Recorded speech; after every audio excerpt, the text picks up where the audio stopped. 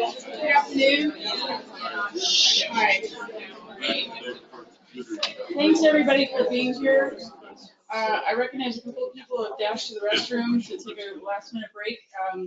Thank you all for being here. I'm going to go ahead and get started, keep us on time, and be respectful of your time today and get us out at 4 p.m. today.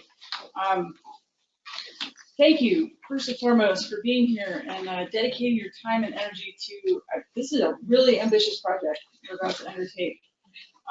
This task force on lawyer well-being. We brought together over 50 voices from around the Colorado legal community to tackle this really important project. We have several individuals participating via webinar and over the phone today. So welcome all of you guys who are watching online and our representatives from Wyoming. And I also want to give a special thanks to our planning committee who are sort of scattered about the room. Most importantly, John White, staff attorney from the Attorney Regulation Council. He's been largely responsible for the logistics, the gathering of minutes, all the tech pieces. So thank you, John. Dave Stark. He's been part of our planning process. Sarah Myers, wave your hand and say hi. Ryan Payton. Who else am I missing here? I feel like Jessica, there you are, Jessica. And I think Margaret's here somewhere. Yes, she is. And Margaret Funk, thank you. So we've spread our planning committee around to the small group tables so that a member of the planning committee can help guide and organize the small group discussions today, and also hopefully be taking notes as we then do a debrief after today's meeting. So I'd like to start our session today by walking through a couple of things. One, the goals, the origin of this task force, our goals for the task force, and the goals specifically for today's launch meeting. Walk through the agenda really quickly, go over a few ground rules and some logistics for these meetings, and then just give you a few thoughts about my view from the bench before we move to the individual presentations. So, how did this task force come about? Well, Jim Coyle, we can all blame Jim Coyle. He's our former Attorney Regulation Counsel, and Sarah Myers, our co-lab director, and John White. The three of them served on this ABA National Task Force for Lawyer Wellbeing, and that task force produced the report that we circulated to everyone and asked you all to read in advance of today's meeting. So that task force, as you know, provides a whole list of recommendations for various stakeholders in the legal community, and invites states to then create their own statewide task forces based on those recommendations. So the survey that many of you filled out, thank you very much, asked why you got involved. So why did I get involved? Well, sort of by default. Jim Coyle went to Chief Justice Rice and said, hey, I've been on this ABA task force, we produced this amazing report, we'd really love to see Colorado put together its own task force, what do you think? And Chief Justice Rice said, that's a wonderful idea, go for it, Jim. And then Jim said, well, hey, Chief Justice Rice, would you like to be the chair of this task force? And I think the answer was something along the lines of, hell no. Why don't you go talk to Justice Coates and Justice Marcus, who are the liaison justices to Attorney Regulation Council, and see if they might be interested. Well, Ben Coates, as you know, has now become the Chief Justice, so he's busy with a million other things, so by default, it kind of landed in my lap. So I went to Jim Coyle and I said, Jim, what do we want to accomplish with this task force?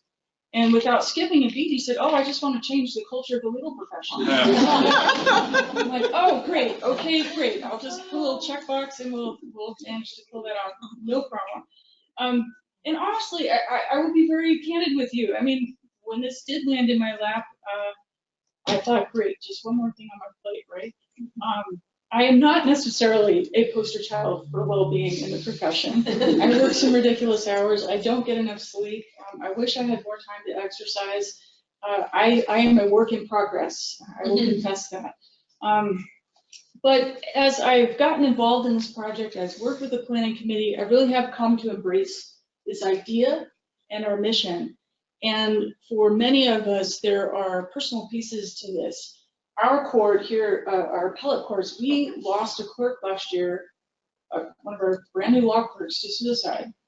And just a couple of weeks ago, I was doing a judicial nominating commission down in the Pueblo area and learned as part of that process that the public defender office lost an attorney to suicide. Completely unaware of that particular issue. As an administrative, one of my administrative roles, as I mentioned, is as a liaison to the Attorney Regulation Council. And what we see as liaison justices is a direct connection between well-being and discipline issues, or lack of well-being and discipline issues. Well-being that leads to substance abuse, that leads to disciplinary problems, and then that lands on our desks as well. So some of us here in the room, we may have personal experiences with mental illness issues, with substance abuse issues, with other abuse issues. Certainly, all of us experience the stress of the practice and day-to-day and our own day-to-day roles, but I've come to really believe that we really need to care about this issue because the future of our profession depends on it. We've got a lot of young lawyers and students in this room today who are facing a profession that's facing some real issues. So what I'm hoping we can do is work toward making that a better profession for your futures. You know? So as I've started to go around talking about this project, I've been asked several questions, and I too am a skeptic, but top of the list is, well, what do you mean by lawyer well-being as distinguished from wellness? And what sort of concrete initiatives or projects or deliverables will this task force produce? Is it going to be a report to the Supreme Court after 18 months? Is it going to be, are we going to come up with an educational toolkit of sorts that we can disseminate to different agencies and groups and law firms? Is it a pilot project? I'm not sure. How do we want to focus our attention? What information do we need as a group? Where are we lacking in data? How do we get our arms around the problem in order to tackle that problem? How do we avoid duplication of effort? There are programs that are already up and running. We don't need to reinvent the wheel, so let's make sure we're aware of what's going on and how do we capitalize and leverage those existing efforts. How do we measure success, right? I get asked that question all the time, and I'm sort of caught flat-footed. I'm not sure. I don't know the answer to that right now, but that's one of the things I want the task force to think about. So my fellow justices have agreed to sign off on an official charging order of sorts for this task force, and they'll all sign it, but that will sort of define our path going forward. It is an official group. You will all be listed as members. Those of you who are online as well, thank you. And over the next 18 months, what I hope to do for the task force at a minimum, we need to all get on the same page about what we mean by lawyer well-being. We have multiple definitions of that. We need to sort of get our arms around what are the barriers to that well-being in the profession. And what I really would like to do so I can prove my worth to my fellow justices, and the chief in particular, who is the chief skeptic, I will tell you, is to develop concrete initiatives and recommendations that will help us make progress on this. So our goals for today's meeting, this launch meeting, we're going to start with sort of an overview of the problem, start the conversation in these small groups, and hopefully do some brainstorming about getting on the same page about how we as a task force, we don't necessarily have to adopt the national task force definition. We can come up with our own definition of well-being, but I just want to make sure we're all on the same page. When we're talking about well-being, what do we mean? What are those barriers to well-being? What information are we lacking that we can bring to this task force in future meetings that would help us get our arms around that problem? And ideally, by the end of today, I'd like to start coalescing around possible working groups or priorities. And so that'll be sort of the second half of today's session. And again, thinking throughout today, if you have concrete ideas, do we want to think about an educational toolkit, a pilot project, a report, and what does success look like? So our agenda for today, there are copies of it at the front, and hopefully you have one or two at your table. But we're going to have a series of presentations to kick us off here. John White's going to talk to us about national trends. Dr. Eve Wood will tell us about defining well-being. Jessica Yates is going to talk to us from Patty Powell first will talk to us about the law school perspective, and then Jessica will share with us a regulator's perspective on these issues. And then we'll talk a little bit about two of Colorado's existing programs. I will say you should all be aware that Colorado is way ahead of the rest of the country on these issues in general. And the fact that we have already a robust camp and COLAP program sets us apart from many states. But perhaps you don't know about the details of those programs, so we're going to have a short presentation about camp and COLAP. Then we'll take a short 10-minute break, and we'll reconvene here.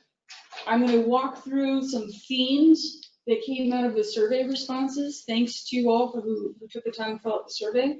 And then we're going to use some of those questions to have small group breakout session discussions.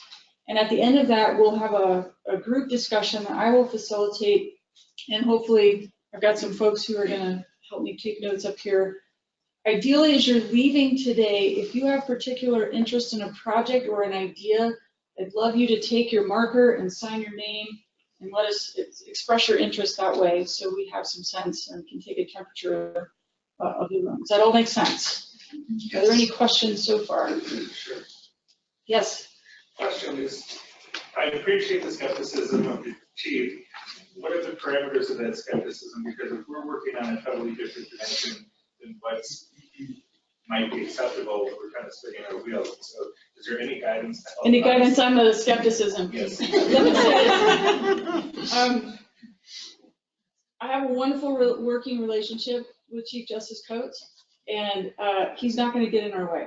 I think that if we as a group come up with pilot projects that we want to initiate, I think he's going to have an open mind about that.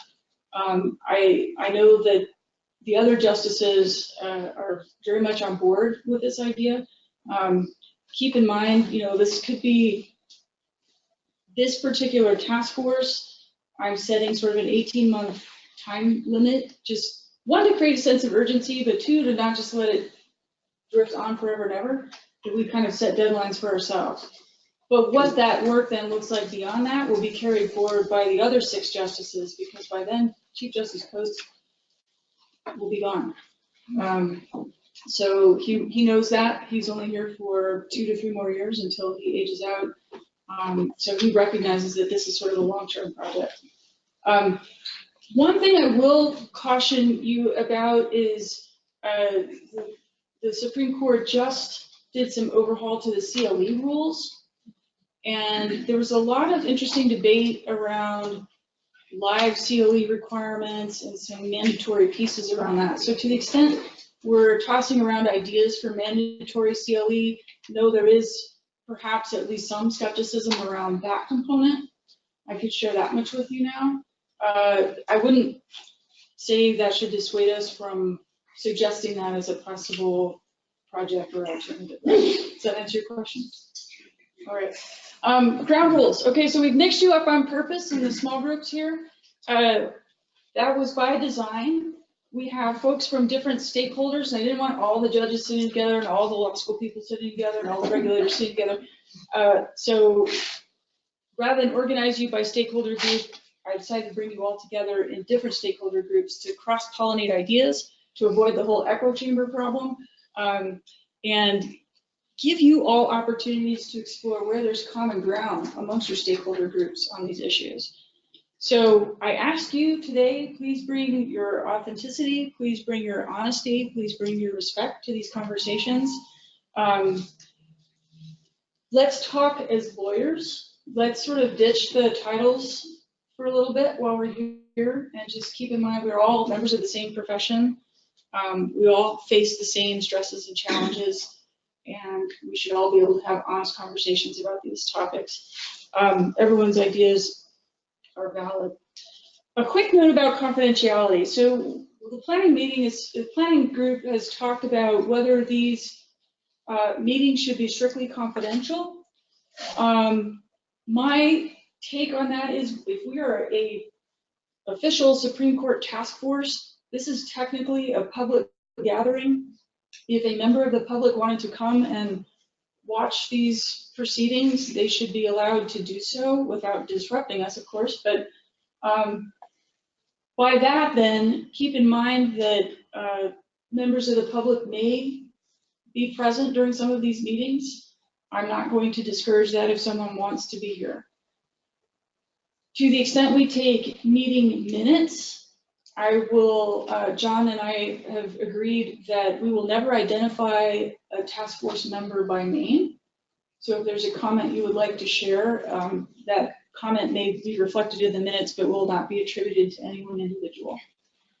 In these small group conversations and in working group conversations, you may be having hard conversations about really difficult and emotional and touchy topics.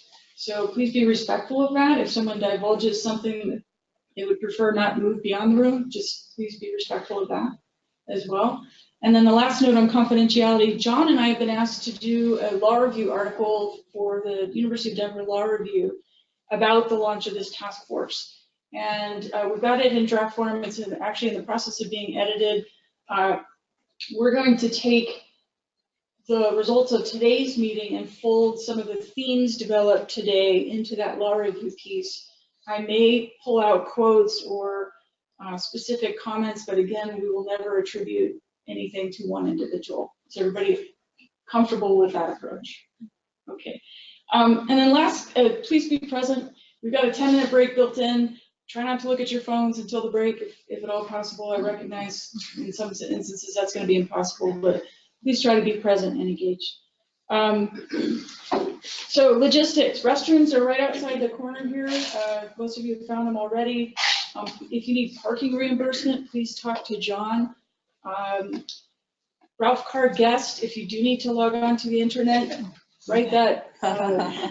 This is directly contrary to my phone comment, right? So I'm already being internally inconsistent, but that is the login if you need to get onto the internet. We are going to create a web page for this group that will contain meeting dates, minutes from the most recent meetings, any information that has been shared at these meetings, so that we have kind of one landing place for all of the information that will be shared here. We have distributed a roster, is that right, John? Via email. I was a little uncomfortable distributing everybody's email addresses to each other, but to the extent you need to get in touch with one another, feel free kind of offline to exchange email addresses. But that roster at least gives you a sense of who's here and their affiliations. The meeting dates are all listed in your welcome letter. We've gone ahead and listed them out for the next 18 months, so go ahead and calendar them now.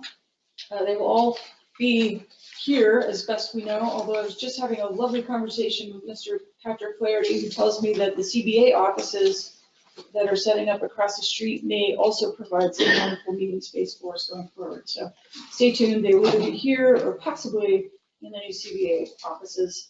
The next meeting will be November 7th. We decided to skip the holidays. So the meeting after that will be February 6th. But the rest of those dates are listed in your welcome letter. And I'm already over time. I'm just going to say one quick thought on a view from the bench. You know, we're lawyers, we're driven, we're hard workers, we're perfectionists, we are type A, sometimes type A on steroids. And we demand a lot from ourselves. We are driven to help others. We are vision focused.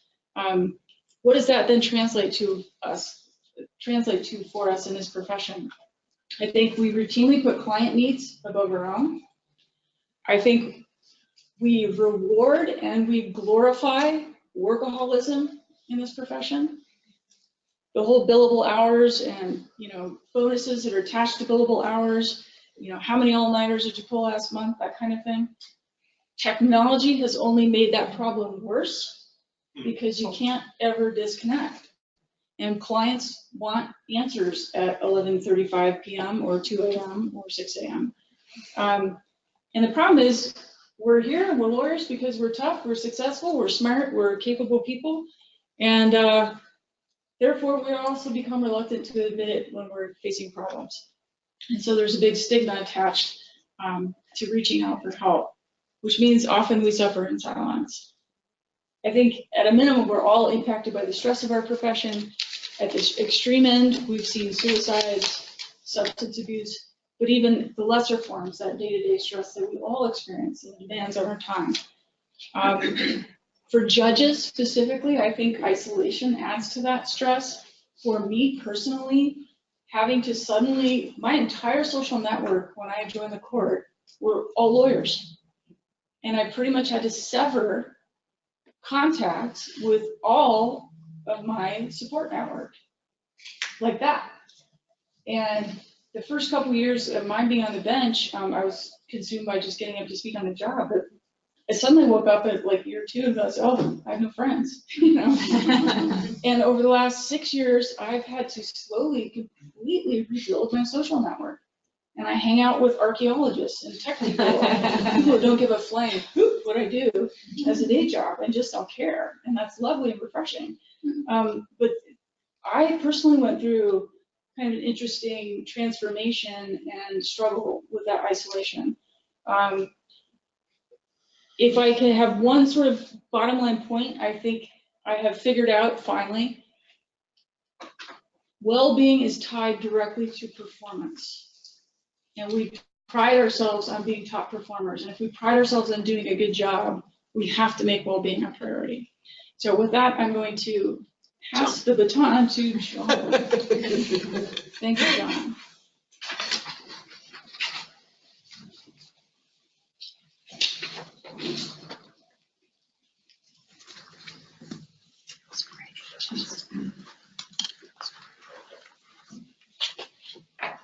All right, good afternoon, everyone. I'm John White. I'm Professional Development Counsel at the Office of Attorney Regulation Counsel. I'm here to go through the national trends on lawyer well-being. This is a little downbeat. The data that brought this issue to the forefront nationally is a little disquieting. I have to say the reason, though, that I am smiling is that this has been a labor of love to get you all in the room over the past 6 months. Justice Marquez listed the names of the planning committee. It's really thrilling to have everyone here today committed to this issue. So thank you all very much, and look forward to working with you over the next 18 months. One other comment too is we launch onto national trends. It truly is the case, I think, that what Colorado is doing is quite ambitious. There are other states, since the publication of the National Task Force on Lawyer Wellbeing's report in August of 2017, that have launched attorney wellbeing task forces. I'm not aware of any, though, and still working with the National Task Force on Lawyer Wellbeing, that have the breadth, the talent, and the leadership that this task force here in Colorado, with our friends from Wyoming, has assembled. So I'm really looking forward to the work that this group does. And I think what we're doing is, once again, setting an example for other states. So national trends in lawyer well-being, why has this issue bubbled up? 2 reports were released in 2016 that addressed the issue of lawyer well-being.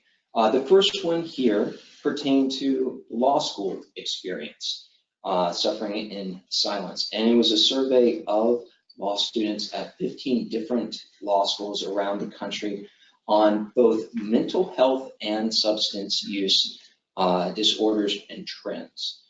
So that came out. And at about the same time, a report sponsored by the American Bar Association's Commission on Lawyer Assistance Programs, as well as the Hazelden Betty Ford Foundation, released a report on the issue of lawyer well-being. And I'm going to go through those results here. When it comes to lawyer well-being, I'm not sure why my slides are not moving forward, so I apologize here. There we go. The Hazelden report found that when it came to mental health, you see the statistics there. lawyers experiencing high rates of depression, anxiety, and suicidal thoughts throughout their careers. When it came to substance use, this chart here shows problematic drinking based on World Health Organization metrics. And you'll see in the orange there, problematic drinking among the general US population, 6.4%. Among practicing attorneys in this study, 21% fell into the category, again, based on those World Health Organization metrics of experiencing problematic drinking, which is hazardous, possible dependence. I think for the National Task Force on Lawyer Wellbeing, one statistic that was particularly troublesome said attorneys under the age of 30, 32% of those in this study reported engaging in drinking levels that, again, could be called problematic and borderline possible dependence. This study, just some more metrics and the background of it, this was almost 13,000 lawyers nationwide, administered in 19 different states, administered mainly through bar associations, either state bar associations or county bar associations. Colorado lawyers were invited to participate in this study. We don't have the data specific to Colorado, but our state's lawyer population was part of the group of lawyers surveyed in this 13,000 lawyer study. So looking at those statistics, that is for practicing lawyers. When it came to law students, the report Suffering in Silence, released about the same time as the ABA Hazel and Betty Ford study, again, showed elevated levels of depression, anxiety, mild to moderate anxiety in law school. 6% of law school students reporting suicidal thoughts just in their 3L year alone. So that information on law student mental health was troubling. And then again, substance use rates. You see, compared to other graduate students, law students, 53% of them reporting getting drunk in the past 30 days, compared to about 40% of graduate students, and 43% engaging in binge drinking just in the past 2 weeks. So another metric from that report, 1/4 were at risk for alcoholism based on these statistics. Again, this was 15 different law schools nationwide, about 3,300 law students participating in this survey. And when this went out to different law students in these schools, the response rate was about 30%. So not all students responded. And I think when looking at both the law student findings and the lawyer findings, one thing that I wonder about, I think the National Task Force has wondered about, even though there's no hard data in either of these studies about this, is there underreporting? Or do people choose not to participate in these voluntary surveys because they didn't want to admit that there was a problem, or there is a problem? And the National Task Force on Lawyer Wellbeing formed in response to these surveys, and one of its priorities was to elevate this issue nationally. We are lawyers, we are problem solvers. What can we do to address these trends? And I want to also give a shout out to folks in the room, because here again, Colorado has demonstrated leadership. Justice Marquez mentioned former attorney regulation. Jim Coyle was one of the co-chairs of that task force. Sarah Myers was one of the authors of the task force report in a different section. Dave Stark, peer reviewer. Patrick Flaherty, a peer reviewer. Deb Austin, you also authored portions of it as well and peer reviewed the report. Also here in Colorado, Vince O'Brien, CBA CLE, participated in the peer review of the National Task Force report and its recommendations. The goal was, what can we do? We have some pretty sad statistics, so how do we move forward? And there was a coalition that formed not just from the ABA, but the National Organization of Bar Counsel, the Association of Professional Responsibility Lawyers, law students involved in the task force as well. lab programs, lab directors. So how do we address this? What's happening here today is the start of one of the main ways that the task force identified of addressing this problem, which was let's convene stakeholders at the state level and see what we can do to move forward. I want to share two other studies that are not featured in the National Task Force on Lawyer Wellbeing's report, but I think are worth mentioning because they, to me, also show the real depth of this issue. November of last year, Harvard Law School students engaged in a survey on their own well-being. You see 886 respondents. I looked up yesterday, there's about 2,000 students total at Harvard Law School, so not quite half the student body participating in this survey. But nonetheless, you see the statistics there when it comes to anxiety, depression. I think the one that's most startling, 20.5% at heightened suicide risk. And this is Harvard Law School. I mean, I look at this and I go, these are folks to whom, you know, the doors are very much open in the profession to opportunities. And these are the issues that they are struggling with. You see, the survey was conducted by the law school student government. The leadership of the student body, Amanda Chan, Amanda Lee, Adam Sabat at Harvard Law School wrote in the Harvard Crimson this past March that evidence of pervasive suffering calls for decisive action now. So again, I know that's a Harvard Law School, that is not a Colorado law school, but I think it does illustrate sort of the breadth of the problem. Just to mention one other school that has engaged in a survey of its students, Yale Law School. You see about 300 students participated in a survey. This predates the National Task Force report, actually, goes to May of 2014. But here, again, you see the issues. 70% experiencing mental health issues in law school. 81% saying they felt like they could not be open with a faculty member about mental health or substance use concern because of fear that it may lead to stigma. And 81% also did not understand what the reporting requirements were when it came to bar admissions. A lot of students on the National Survey of Law Student Well-Being identified as one of the concerns they had, that if this information got out, it would jeopardize their opportunity for admission to the bar and to get a paying job after law school. So, as I said, you know, it's they are downbeat statistics. We have our work cut out for us, but that really is what has informed this movement. In February of this year, the ABA adopted Resolution 103. It encouraged stakeholder groups within the ABA, within state bar associations, lawyers nationwide, to study the task force report, look at its recommendations, and see what we can do. So that leads us here today. You know, just on a personal level, I'm excited to talk about this because I see this, as I mentioned, getting you all here today is very much a labor of love, and it's wonderful to see everyone here. I think having us talk about this, though, is very much a labor of necessity. I graduated from law school in 2010.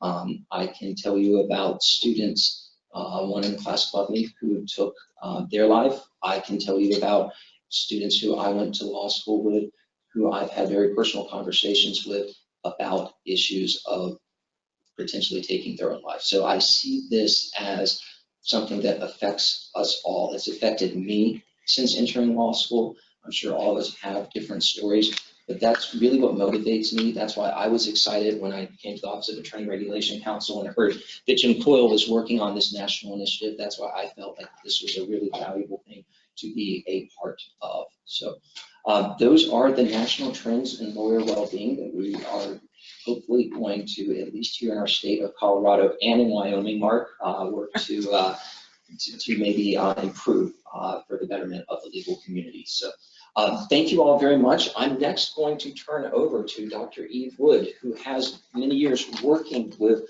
lawyers in a professional setting, to talk more about what she has seen when it comes to some of the issues that I have touched on, such as stigma, and also how we define well-being, what that very amorphous term is that Justice Marquez mentioned in her remarks. So Eve, let me pull up your presentation.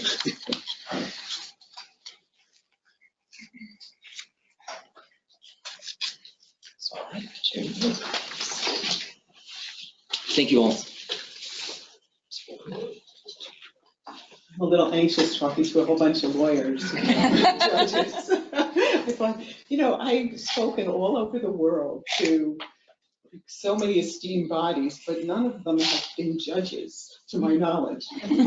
So I really agonized, to be honest with you, about how in a very short time to cover what I was asked to cover, which I could talk about for hours and hours and hours to you all. Even in this bit, what have I seen? What is the meaning of well-being and what is the stress of law practice for 35 years of experience, right?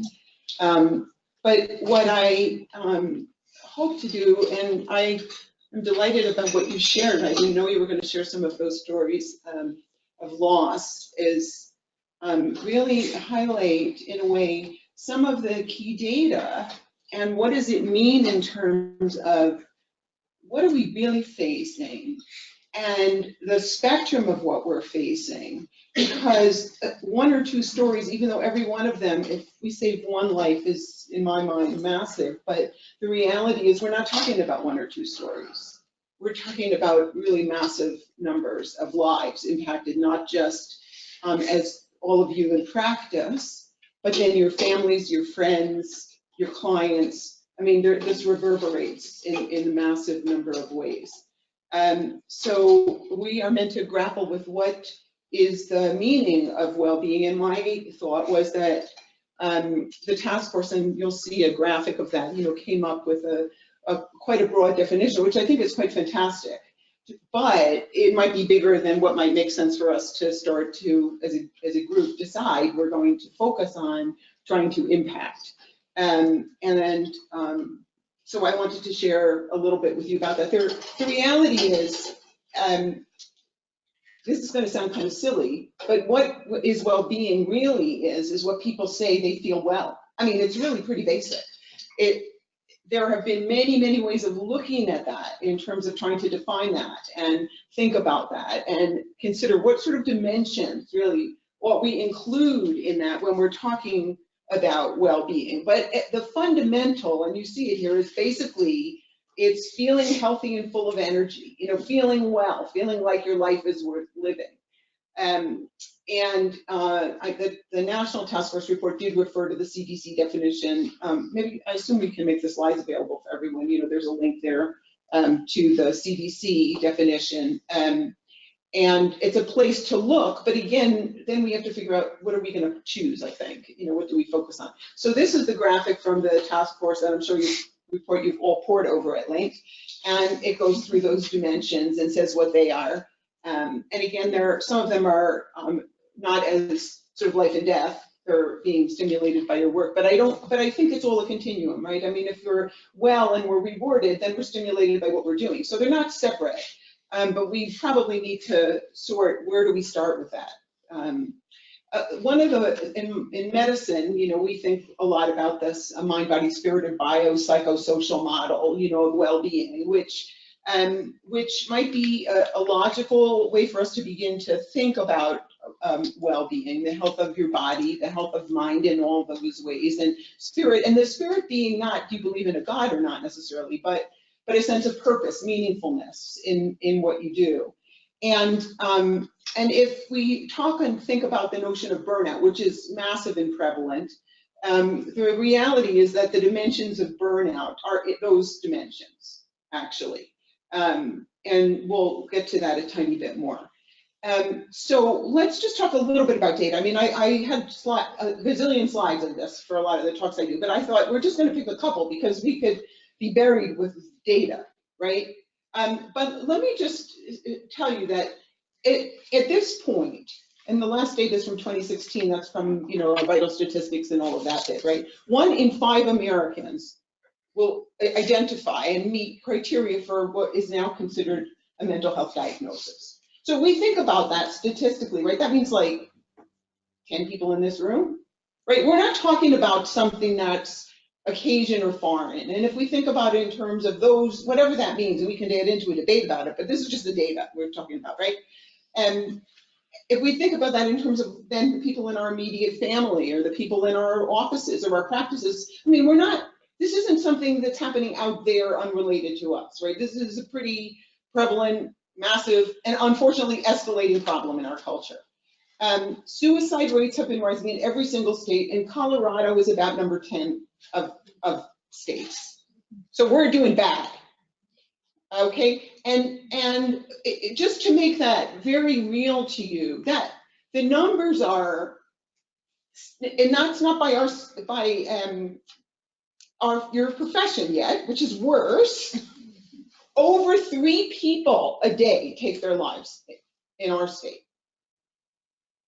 So every one of you, whether you know it or not, knows people that have been impacted by that. They may not have told you that, or somebody else might have told you that. But this isn't minor. And the numbers are going up, and as John beautifully explained, right, they're the highest in law students. So we're going in the wrong direction. And the other piece, and this is very important and related to what I've seen as a psychiatrist for years, at least half of people that die by suicide don't have a mental health diagnosis. And I would say to you, this is my personal bias, I don't think it's because most of them didn't get diagnosed. I would say that a lot of times we can give up even if we don't have an illness. And that's really important, because I get calls from people all over the country. Like, I'm right now working with a woman who found me last week, and she's a litigator in New York, who's like, I found you through some circuitous route, and I'm at this point, and I think you could understand what I'm going through from your work and what you could figure out about me, right? And I'm at this juncture point, and I either need some help to figure out what to do next, right? To let my firm be acquired or not, basically, is what the big question for her. And then it loses her life, or kill myself, because I don't see any alternative. Now that she doesn't have she's not clinically depressed. So you don't have to be clinically depressed to get to that point. So I think, at the far end of the spectrum, but it's not so far, right? What we're here to deal with is that sort of that spectrum, right? And raising that floor quite a bit, I think. The floor of that vulnerability and all of the things that can contribute to that vulnerability, so that we don't see those numbers, but that we see those numbers go down, right? That we start being a trend in the opposite direction.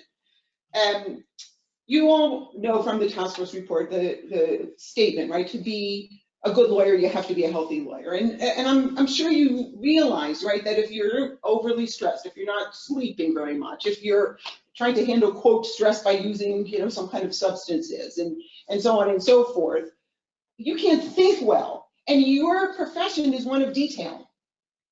So if you can't keep track of the details, and you can't think straight, and you can't bring your best self and your energy to your work, you're not going to do a good job. And not all, but a very substantial number of issues that result in competency problems are the result of these things gone off the rails, with people who really want to do a great job. I believe that. I mean, I'm like John, maybe we've talked about this, sort of a cockeyed optimist, but I think that's why the people I've worked with over time get better, because I see the potential for that. But it's really, really there. And so I was asked to share a little bit about what I hear in my office. So I gave you a few examples of, the kinds of things that that I hear, but hopefully we'll have a long, long time to talk about the kinds of things that you're all living and that you all hear, and that, when I have opportunity to talk longer, a lot of times I have everyone talk about somebody they know to each other, like in pairs that took their life, because you know them, like to make it really meaningful, like they're not just numbers. So what about stress and all that bit, right? Is stress good? Is it bad? And that whole 9 yards. So we happen to be creatures that are really very resilient, if you think about it. I mean, you cut yourself and it heals because your body knows how to do that. I mean, we know how to repair ourselves from a lot of challenge if we have the opportunity to repair, right? You have the opportunity to sleep and eat, and do all the stuff you need to do, take a walk outside, we have great capacity to do that. And we all have different levels of vulnerability, right? There's genetics and genetic expression and all that. So we have a range of vulnerability, but we all have tremendous resiliency and capacity to go. And every one of you that got this far has a ton of it, or you wouldn't have got this far, right? But we're human, and our systems can't operate at high charge level nonstop 24/7. And otherwise they start to break down. And the more that energy becomes depleted, right, the less capacity there is to resolve it. And it's a spectrum thing. And so the notion of burnout, many of you are probably familiar with it. It was originally identified by Christina Maslow, and there's something called the Maslow burnout inventory that was created. And it's really about the stress of work and its impact. One of the things that I brought along for you, I created this, and we'll pass them out later. You can have them to take home or use, but it looks like this thing. It has two sides. Don't turn it over till you do the first side, because I know you all want to know the answers. But it's a self-assessment tool that I use in my clinical work, right, for burnout. Where you read the sentences and you say, does this apply to me at all? 0, or some of the time, put a 1 in the 1 column, or more of the time, a 2, okay? You end up with these columns of numbers, you add them all together, and you'll get a score, okay? Then turn it over. This is just for you. So don't, there's no winning and losing on this stuff. But then you look at it and say, well, what does that say about how stressed or burned out I might be? Because the spectrum of burnout ends up with the people, like those sad stories that you shared, right? So in terms of the main symptoms, right, so they're exhaustion, which is the body part, right, the biological exhaustion that I was talking to you about in that body, mind, and spirit notion, right? The mind piece is a cynicism about your work, the negativity, the sarcasm that begins to evolve. And the third is that really people start feeling it doesn't matter what I do or I don't know what I do. Okay, and those are the dimensions. That's what's in burnout, really. And if you think about it, when it's extreme, what's the difference between that and something like severe depression? I mean, if it doesn't matter at all and you have no energy and you can't think straight and you're angry at everybody about everything. So I've shared that. So I'm just sharing with you a couple of places, to get an idea. So this is a fabulous book, just came out by a fellow named Jeffrey Pfeffer. He's at Stanford Business School. And it's not specific to the legal profession, although there are examples within the legal profession, but it is really about a culture that has turned into, and as you've spoken about, the hours and the demands and the no life outside and what are the consequences. So a couple of key things that I thought I might share with you, and I really related to this as a doctor. According to the Mayo Clinic, the person you report to at work is more important to your health than your family doctor. And that is 100% true, right? And you spend the bulk of your time, even for those of you who aren't working like completely out of whack, the bulk of your time at work and carrying home what you have to do from work, right? And then in this particular book, which is very interesting, there's a couple of page graphic slides that shows the toxicity from workplace exposure compared to a bunch of other things, including cigarette smoking. And it's worse, okay? So the National Task Force recommended some of the research and some of the information that we have begun to garner, and the AMA, our American Medical Association, is really doing a good job with this in the field of medicine about burnout and stress, because we doctors and lawyers are pretty much alike in a lot of this stuff. And there's a really fabulous article, which I've mentioned here, that was in the New England Journal of Medicine, and it was the foundation of a conference, the first annual conference between Stanford and the AMA on physician well-being, actually, looking at what are the drivers of these problems with burnout. And so and this is related specifically to our whole task force job, really, because about 2/3 of the drivers are not within the purview of the individual. Right, the resiliency and well-being and all those specific CLEs and trainings and everything that we all need for the one piece that's within our immediate control. But 2/3 of what impacts burnout isn't what's in your individual control. It's the culture of the workplace, and it's what you are doing in your job. How efficacious is that? How well are you supported in that? How much does it make sense? And if those pieces are really out of whack, no matter what you do, it's not going to be enough as an individual, which is a piece of the problem with just having it be individual training, right? So we can't just do that. We have to do more, or we haven't really changed the culture, and it's the culture that's driving everyone over the edge. Okay, so as you all know, and the task force report says we need to look at all of those components. And a big piece was mentioned about the stigma. So I will tell you that at this conference that I mentioned, we had the opportunity to ask questions through this. Do you guys know this Two Shoes app? Are you familiar with that? Okay, so it's a really cool thing. So we're in the middle of something like this, and there's going to be a question and answer time. So you can put your question into this app, and then if somebody else in the room also wants that question, they can second the question. So by the time it's a question and answer, the actual moderator knows that 50 people of 300 want to know the answer to this question, which is a fabulous tool.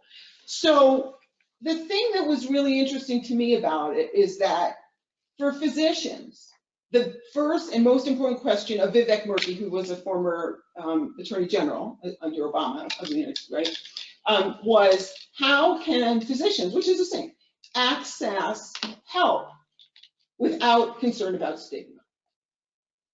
Because it's the same thing. It keeps us from asking for help. We're the caregivers, we're the problem solvers, we're, whatever we are, and we are worried about every consequence of sharing that we have difficulty to the point that we won't no matter what's going on, right? And I think the focus and the suggestion that we tie, which of course is absolutely the case, the well-being and all those pieces to competency, right? It's a core competency, right? If you are not able to think right, you can't write a brief or whatever you've got to do. Like you just can't do it. So it's fundamental. And hopefully you're familiar with some of this, right? So the goal is in some way to shift the toxicity of the culture, right? Because as long as the culture keeps from saying, we have a serious problem and we all care about it and we're all impacted by it, we keep it going somehow. So it's about destigmatizing, right? It's about creating ways, and I mean, I have many ideas about it, as I'm sure a lot of you do, of, what are the ways that we can destigmatize and open the door to get support and get help, which doesn't have to be because you're like, I don't know, something that's seriously wrong that you got to report, right? Because if we can take it so many steps back, see, it didn't get there. And we wanted to keep from really getting there. So this is a little bit of data I also want to show you. So this is from a study that was just published in the British Medical Journal. And it's looking at what the role of a support of a manager is. So it's not, I just want you to understand, none of this is fluff, right? That's why I'm giving you like the facts, folks, because you're a bunch of lawyers and you really get that helps to make it real. So this particular study looked at the role of manager support for people who had one episode of depression and then came back to work. And they looked at the impact of this across 15 different countries. And what they found was those who had managers that were supportive, just caring, supportive, missed 3.5 fewer days a month. Think about that in terms of billable hours. 3.5 days a month compared to people who didn't feel they had a supportive manager. Not that anything else, no accommodation, nothing, just an understanding and support around, you had a challenging time. We have a concern about you. So the way I would suggest we maybe think about this is in terms of sort of what are the symptoms or problems, right? What are the precipitants or causes, and what are the treatments or interventions, right? If we look at it from sort of a solving the problem. And one of the things that we've seen a lot in in the field of medicine, where I was in charge of physician well-being in a large health system before I started doing this stuff, but is that if we don't measure, we don't know we have a problem. And so what happened in medicine is, like at Mayo, for example, they decided, well, we don't think we have a real big problem, but we're going to start to do some measurement of well-being among the staff. And they were horrified to discover that they had a big problem, actually. Like most people identified with at least one symptom of burnout. And those are tied to whether they stay in their job, whether they, and all of this other stuff. So we have to begin to measure, and there are a lot of ways we can do that. But if we begin to develop ways of measuring, you could tie it to licensure even, and, you know, it could be anonymous in terms of the survey, but you have to do a survey. And you can for sure demonstrate if it gets better.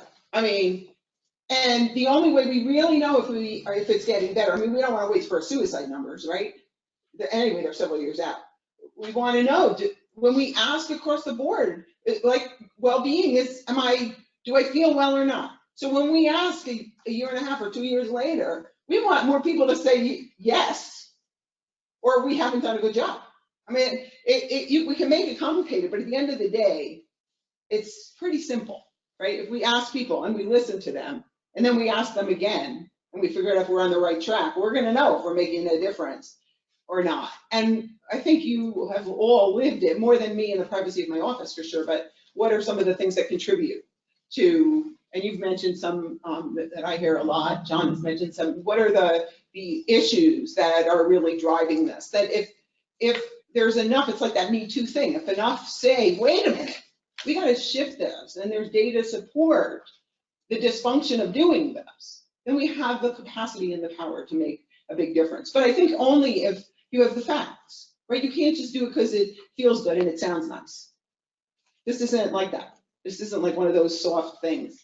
So I thought I'd close with a particular quote because I especially like that, and it's related to a lot of what we're talking about. This is from Maya Angelou, right? I've learned that people will forget what you said, people will forget what you did, but people will never forget how you made them feel. And if we can make it feel, at the end of the day, better to be doing what you are all doing every day, and people tell us that because we ask them, then we've done a great job. Thank you. Mhm. That's one quick question. Oh, yeah. Dr. Wood, Yeah. for the symptoms, Yes. are there different symptoms based maybe on gender or race, ethnicity? Do we find different symptoms present if there is a different? Yeah, so burnout looks different in men and women. Right. Okay.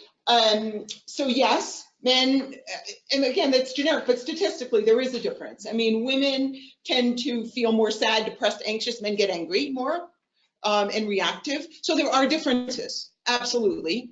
Not in terms of the sense of meaninglessness and not in terms of the exhaustion, but the middle component. And in terms of the sort of gender differences, women are more apt to admit difficulty in general and more apt to ask for help. But that said, most female attorneys and judges that are struggling do not do that. The reason I'm asking Yeah. is as we are working on potential solutions, Yes. we need to take that into consideration. And how would we? So I think we would want to take it into consideration because there are going to be different ways that men and women are, in general, right, again, because we're generalizing, will identify difficulty and access help. I mean, they will do it differently. That said, if you, for example, if you have, it's very clear and open in your judiciary or in your firm or whatever, that there's this just drop-in coaching service, or a retired judge that is a mentor and you can drop in. Men and women use it. Okay, so you might have to put the word out in different ways. You might have to give different examples, but then in my clinical practice, I'm sorry, you're disappearing.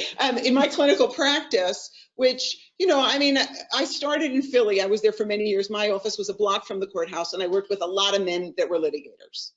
And they just know they needed help. But but you have to speak a different language. I mean, you have to speak the language of the person that you're working with enough that they get that you get them, right? So there are differences. But in terms of the degree of difficulty, there are not differences. There are differences, as many of you know, and there's been some recent studies coming out, as you know, through the ABI and so on the impact that a lot of women experience in firms and why they leave even after 20 years, right? So there are surely some gender differences there, but the numbers and the things that I'm talking to about do impact everyone. Yeah. Other questions? Yeah. So I've heard that anger and sadness are maybe the same emotion. Well, for sure, they're not the same emotion, Right. right? But I understand what you're saying. So you're right in the sense that that emotional depletion, right, can manifest in extreme sadness, crying, and more women are more apt to cry, right? There are hormonal differences we have.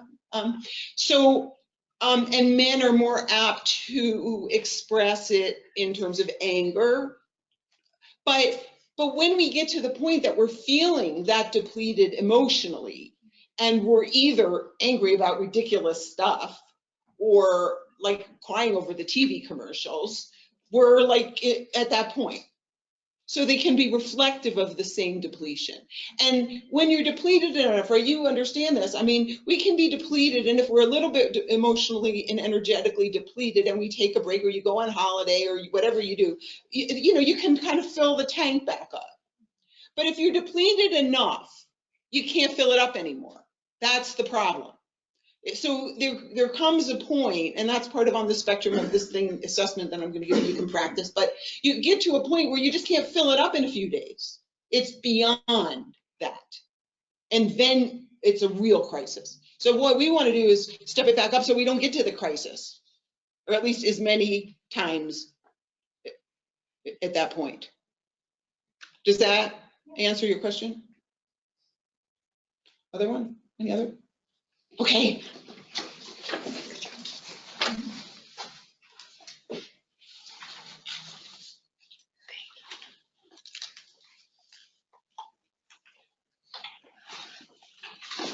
Hello, everyone. For those who don't know me, I'm Patty Powell, and I'm going to say a little bit about why I am so interested in this issue. But I first want to thank Justice Marquez, the Supreme Court, all of those who have been named and called out for their participation and involvement in putting together this task force report.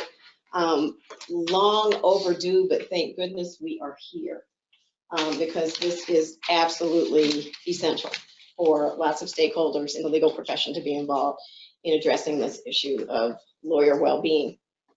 I'm going to be providing a perspective on well-being trends in law schools based on my experience working with students over a number of years, mostly at the University of Denver, Sturm College of Law, but I did a stint up at CU Law School as well. I actually graduated from DU Law, and before that, I did part of a master's in guidance and counseling. So I've always had sort of a teaching counseling bent, which I felt I could take into the legal profession. And I was successful in that sometimes. Depending on who I was dealing with at the time. So I did practice for 12 years and I did litigation both in the private and public sectors. Then I made a career transition in the late 90s, and I entered academia and started at DU Law School, and I wore a number of student-facing hats, including directing career services. I was assistant dean of student affairs back in the first few years that I worked at DU. And I went up to CU Law School, that other school up the road, and headed the career services office there. And then sometime later, I came back to DU Law in a teaching capacity. So I was teaching as a long-term contract professor in the academic achievement program. And I was asked if I was interested in going back into the student affairs role. So I did a second stint as associate dean of student affairs. And the current dean of students is in the back of the room, so I'm sure she's going to be able to relate to much of what I'm going to talk to you about. But I say all of that because in the years that elapsed between my first and second stints as dean of students, I noticed an uptick in the number of students experiencing anxiety, depression, substance abuse, and the like, and the degree to which they were experiencing it was something that was very concerning to me. And I was trying to figure out what had happened. But the other thing that happened too was that a lot of folk scholars and social scientists around the country were starting to study this a lot more careful, this syndrome, what is going on in terms of the way we teach law, the culture of law schools, the competitive environment that is contributing to this uptick. So before giving you some good news about the wellness or well-being initiatives that are being undertaken in law schools around the country, because I am going to try to end on an upbeat, I do want to talk a little bit about some of the student challenges, the challenges that I've noticed and many of my colleagues have noticed with law students attending law school. So, I mean, it could be a month in the life of a law school dean of students. But there are problems that arise and pop up at different stages of the life cycle of a law student. Early in the first semester, I remember receiving or meeting with a number of students, maybe only 6 weeks into the beginning of law school, who wanted to talk about withdrawing. And much of that came from a fear of failure. Some people felt like they were suffering from imposter syndrome, that the school had made a mistake. These are direct quotes from students early in their law school career. What am I doing here? I don't belong here. I feel isolated. There's quite a hierarchy here. Now, there's a hierarchy in the legal profession overall. In the law school, there's a hierarchy on steroids. A lot of it has to do with status issues. You see it in faculty, difference between tenured faculty and those who are skills professors, who are long-term contract professors. So it's all part of that culture and that environment. Students would express their perception that professors, especially full professors, were way up here on a pedestal, and they're brilliant and they're so smart and they know so much, and I'm down here, this little peon, and I'm afraid to talk to them. Not connecting the fact that if they talk to them, they would know more too. But that's something that we would have conversations about, what they could do to take charge of their own educational process in order to succeed. There's a lot that's unknown for a lot of students. If they didn't grow up in families with lawyers, there's a lot they don't know about not only what it's like to be a lawyer, but certainly what is it like to be a law student? What is it like to study law? So fear of the unknown, just a shock to the system with respect to the workload and the expectations of students and the number of hours they have to spend in order to feel even minimally competent or well-versed in whatever the principles are that they have to learn for class. In the second semester, and especially the beginning of the second semester after first-year students have received their first set of grades, there are meltdowns that occur when students receive their first C in their lives. These are all high-achieving type A, many of them are type A people. They've come, right into sort of really a very rude awakening with respect to their experience with the mandatory curve. And then there are just all the other negative aspects of the competitive environment. Those students who did well, who can't keep their mouths shut about the fact that they did well. And I have read in many different articles where the biggest source of stress for law students is other law students. What upper level students say to first year students, because it's almost like it's this club, it's this inner circle where we're part of the club now. We made it through first year of law school. We're all that in a bag of chips. And now we're going to give all this sage advice to the plebes, to the first years who are just coming in here. And we're going to tell them what they should do. And what that often does is make students feel like if they don't get really good grades, all A's, throughout the first year, they're doomed. And those are the kinds of conversations, again, those are the kinds of issues that many students would come and talk to me about. And I'm sure they talk to Jessica, who's our current dean of students at DU. And what we have to do is help them regain perspective. And I did that a million times, to just, like slow your roll, calm down. It's all going to be okay. But what about the students who don't go to student affairs, don't go to the dean of students, don't have a relationship with a faculty member, don't have good relationships with other students, with classmates? Many of those students, and that's a lot of students, will more likely fall prey to anxiety, depression, and self-medication. How do I feel better? I'll drink, because everybody else seems to be drinking, so I'm going to drink too, but I'm really going to drink. Also in the second semester, some students, and fortunately there are not many, but some will be dismissed because they didn't reach a certain minimum grade point average.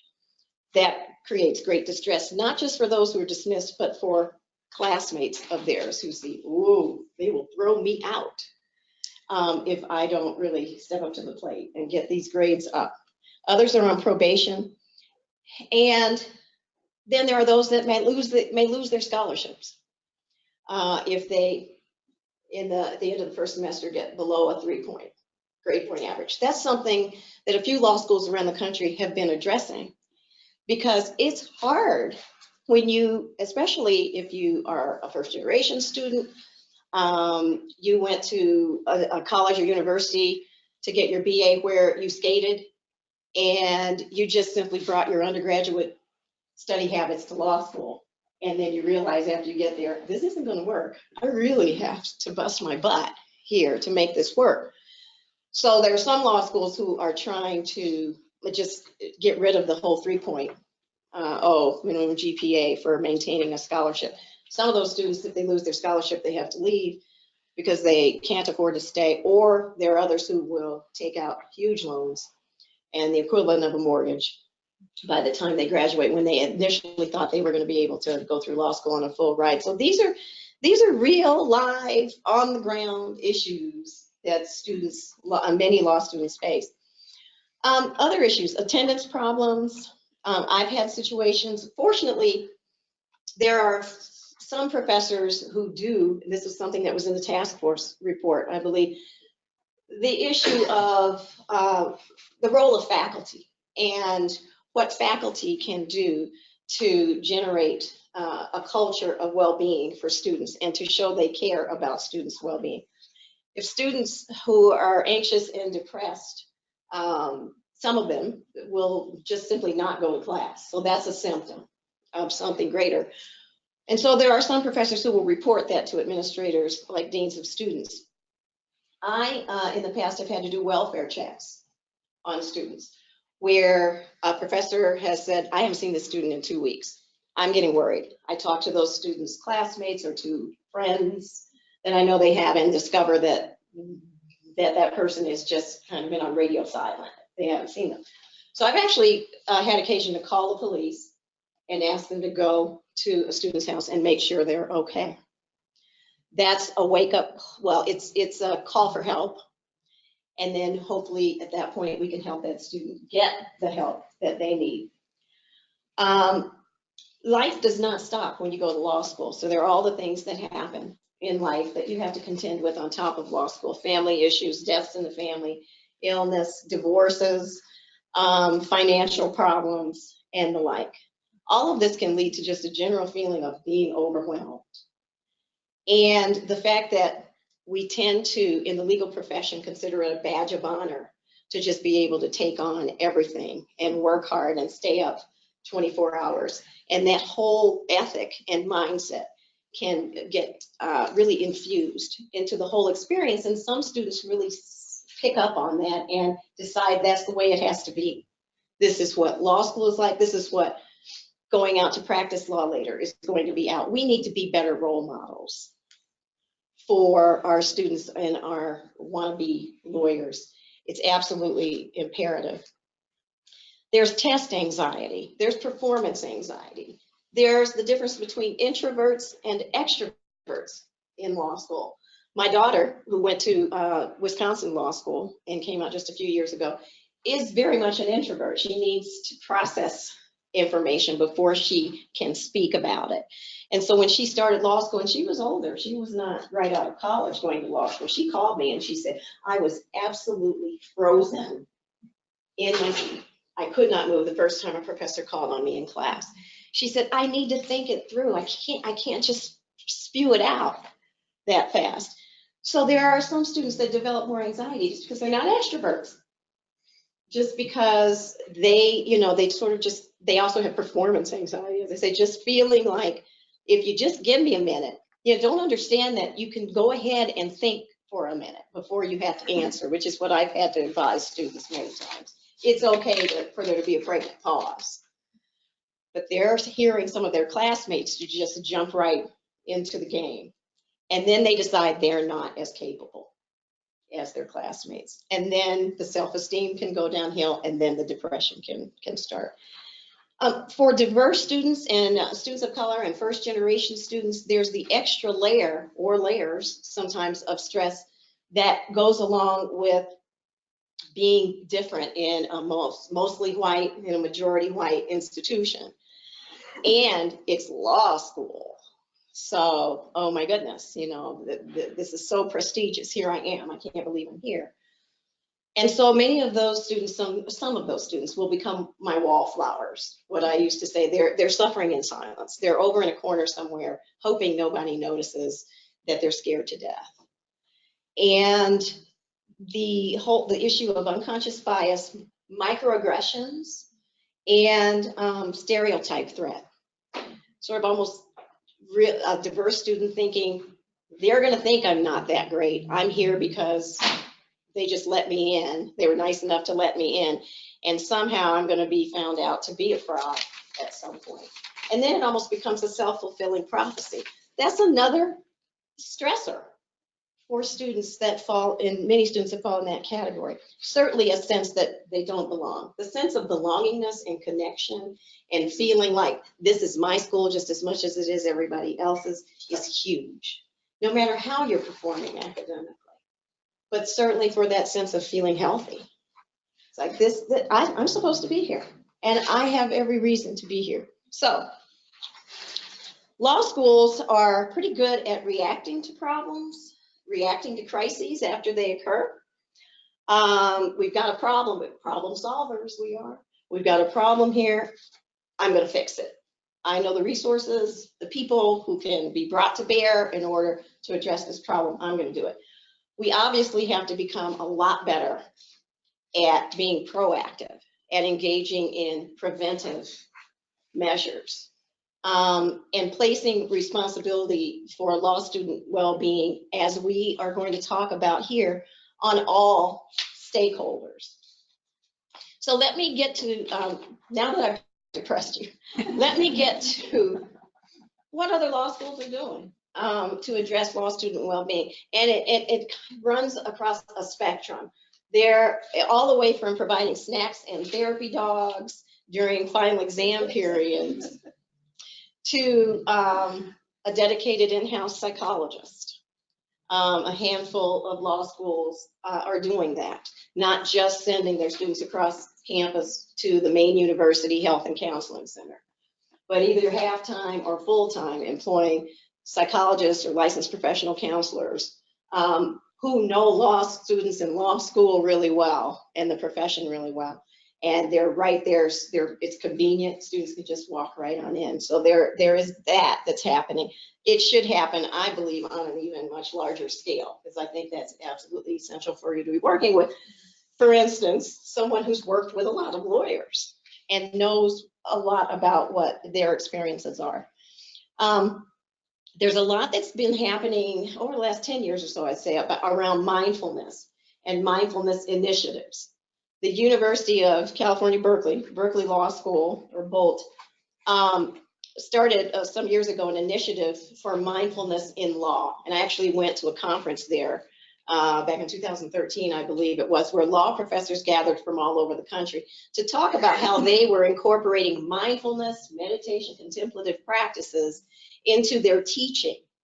And certainly as an extracurricular kind of thing as well, to the point where there are some law schools where there are student organizations that address mindfulness and that put on programs and teach students how to engage in contemplative practices. The University of Miami Law School, led by Scott Rogers, has a mindfulness in law program. And Professor Rogers is an internationally recognized leader in mindfulness in law and has a lot of courses that he's developed in that regard. They have a mindful spaces initiative there. DU Law School, I'm very happy to say. Before I get to that, let me mention that the ABA, as you know, probably know, has a National Mental Health Day that this year is going to be in October instead of the spring. Again, though, we can't do these one-shot deals. Yes, it's nice that the ABA wants all law schools to do something within their buildings to, I guess, recognize that we have the issue and put on some programming on that day to raise the awareness of students and other stakeholders in the law school. But the mindset of well-being has to be embedded, just like the mindset of inclusion or diversity and inclusiveness has to be embedded in every aspect of the organization, and that's any organization. I'm focusing on law schools, but any legal workplace, that it has to be embedded, and it has to also be, I guess, it has to be modeled from the top. And I know that's in the task force report as well, what the responsibility of leaders to be role models for this. And so, and there are statements on many law school websites about well-being and the importance of well-being. Some of them actually do list and note some of the statistics and data that we've talked about here. And there are resources, usually there's a list of resources. This is what's typical. There's not enough of the human contact, the fact that, hey, we're going to talk about this all the time. We're going to have our faculty members get trained on all of this. This is where we need to go. And this task force can help, I think, to emphasize the importance of that. At DU, I have to brag about Deborah Austin, my former colleague, only because I'm not there anymore. She's still there. She just started teaching a course this semester. And let's see, I did write down the name of the course, Deborah, but can you shout it out because I can't see it? Professionalism and well-being skills for the effective lawyer. There we go. Thank you. Thank you. And can you say a little bit about it? We focused the first half on neuroscience and psychology research and how to optimize brain function and healthy mind. And then the second half is going to be professionalism and addressing the foundations, the IELTS Foundations for Practice report recommendations, which includes well-being and self-regulation, those types of recommendations. And Professor, one of my students is in the room. Oh, awesome. And so it's really exciting that 19 students signed up for this first time ever course this semester. And the dream is, if I ran a law school, and believe me, I wouldn't do that if you paid me a lot of money. But if I ran a law school, I would make such a course mandatory for every student that walks in the door. Because there's a lot of knowledge that we can impart to students and a lot of opportunities we could perhaps provide to them to do their self-reflection, to guide them through a process of kind of, hey, let me go back and review why I decided to go to law school, and let me remain true to myself while I'm in law school so that I don't fall prey to the shoulds, to the external influences. You got to be on law review. You got to have, be order of the court. You got to have this particular GPA class rank. Stay true to who they are and how they really want to present in the legal profession. What is going to make sense for them based on who they are, their values, and their interests. And that's what we see, I think, so much of is students losing that. They lose themselves and real important pieces of themselves during the education process, so that they end up going out into a job where they're a misfit, but they can't act like they're a misfit, and they're high achieving, so they're going to do really well at something they don't like. And then you get lots of dissatisfied lawyers that way. So I'm going to wrap up because I know we're a little behind. Finally, I am really pleased that when you look at what other law schools are doing, there is a lot more now than back in the late 90s when I started working at DU. I am really gratified by that. But there is so much more that needs to be done, and more acceptance and less skepticism, and less of a feeling, which I've been accused of, being too woo-woo. Less, I've been accused by professors, quite frankly, usually on the older side. I'm older, so I hope I'm not insulting anyone in the room, who have said, well, Patty talks about that wellness stuff, because we did start a semblance of a wellness program at DU some years ago, including a reflection room that we have for students in the building to go and just wind down, meditate, or whatever. We did a number of things. Deborah Austin was involved in helping me with that. But when we rolled that out, there were a couple of professors who said, all that stuff is woo-woo, and Patty needs to talk about more substantive things when she comes to the faculty meetings. And I could have been really insulted, and I could have taken that personally, but I wasn't surprised necessarily. And then we just kept going and I'm happy to say that my successor, Dean Boynton, has carried on with a number of those initiatives, and we want to do more.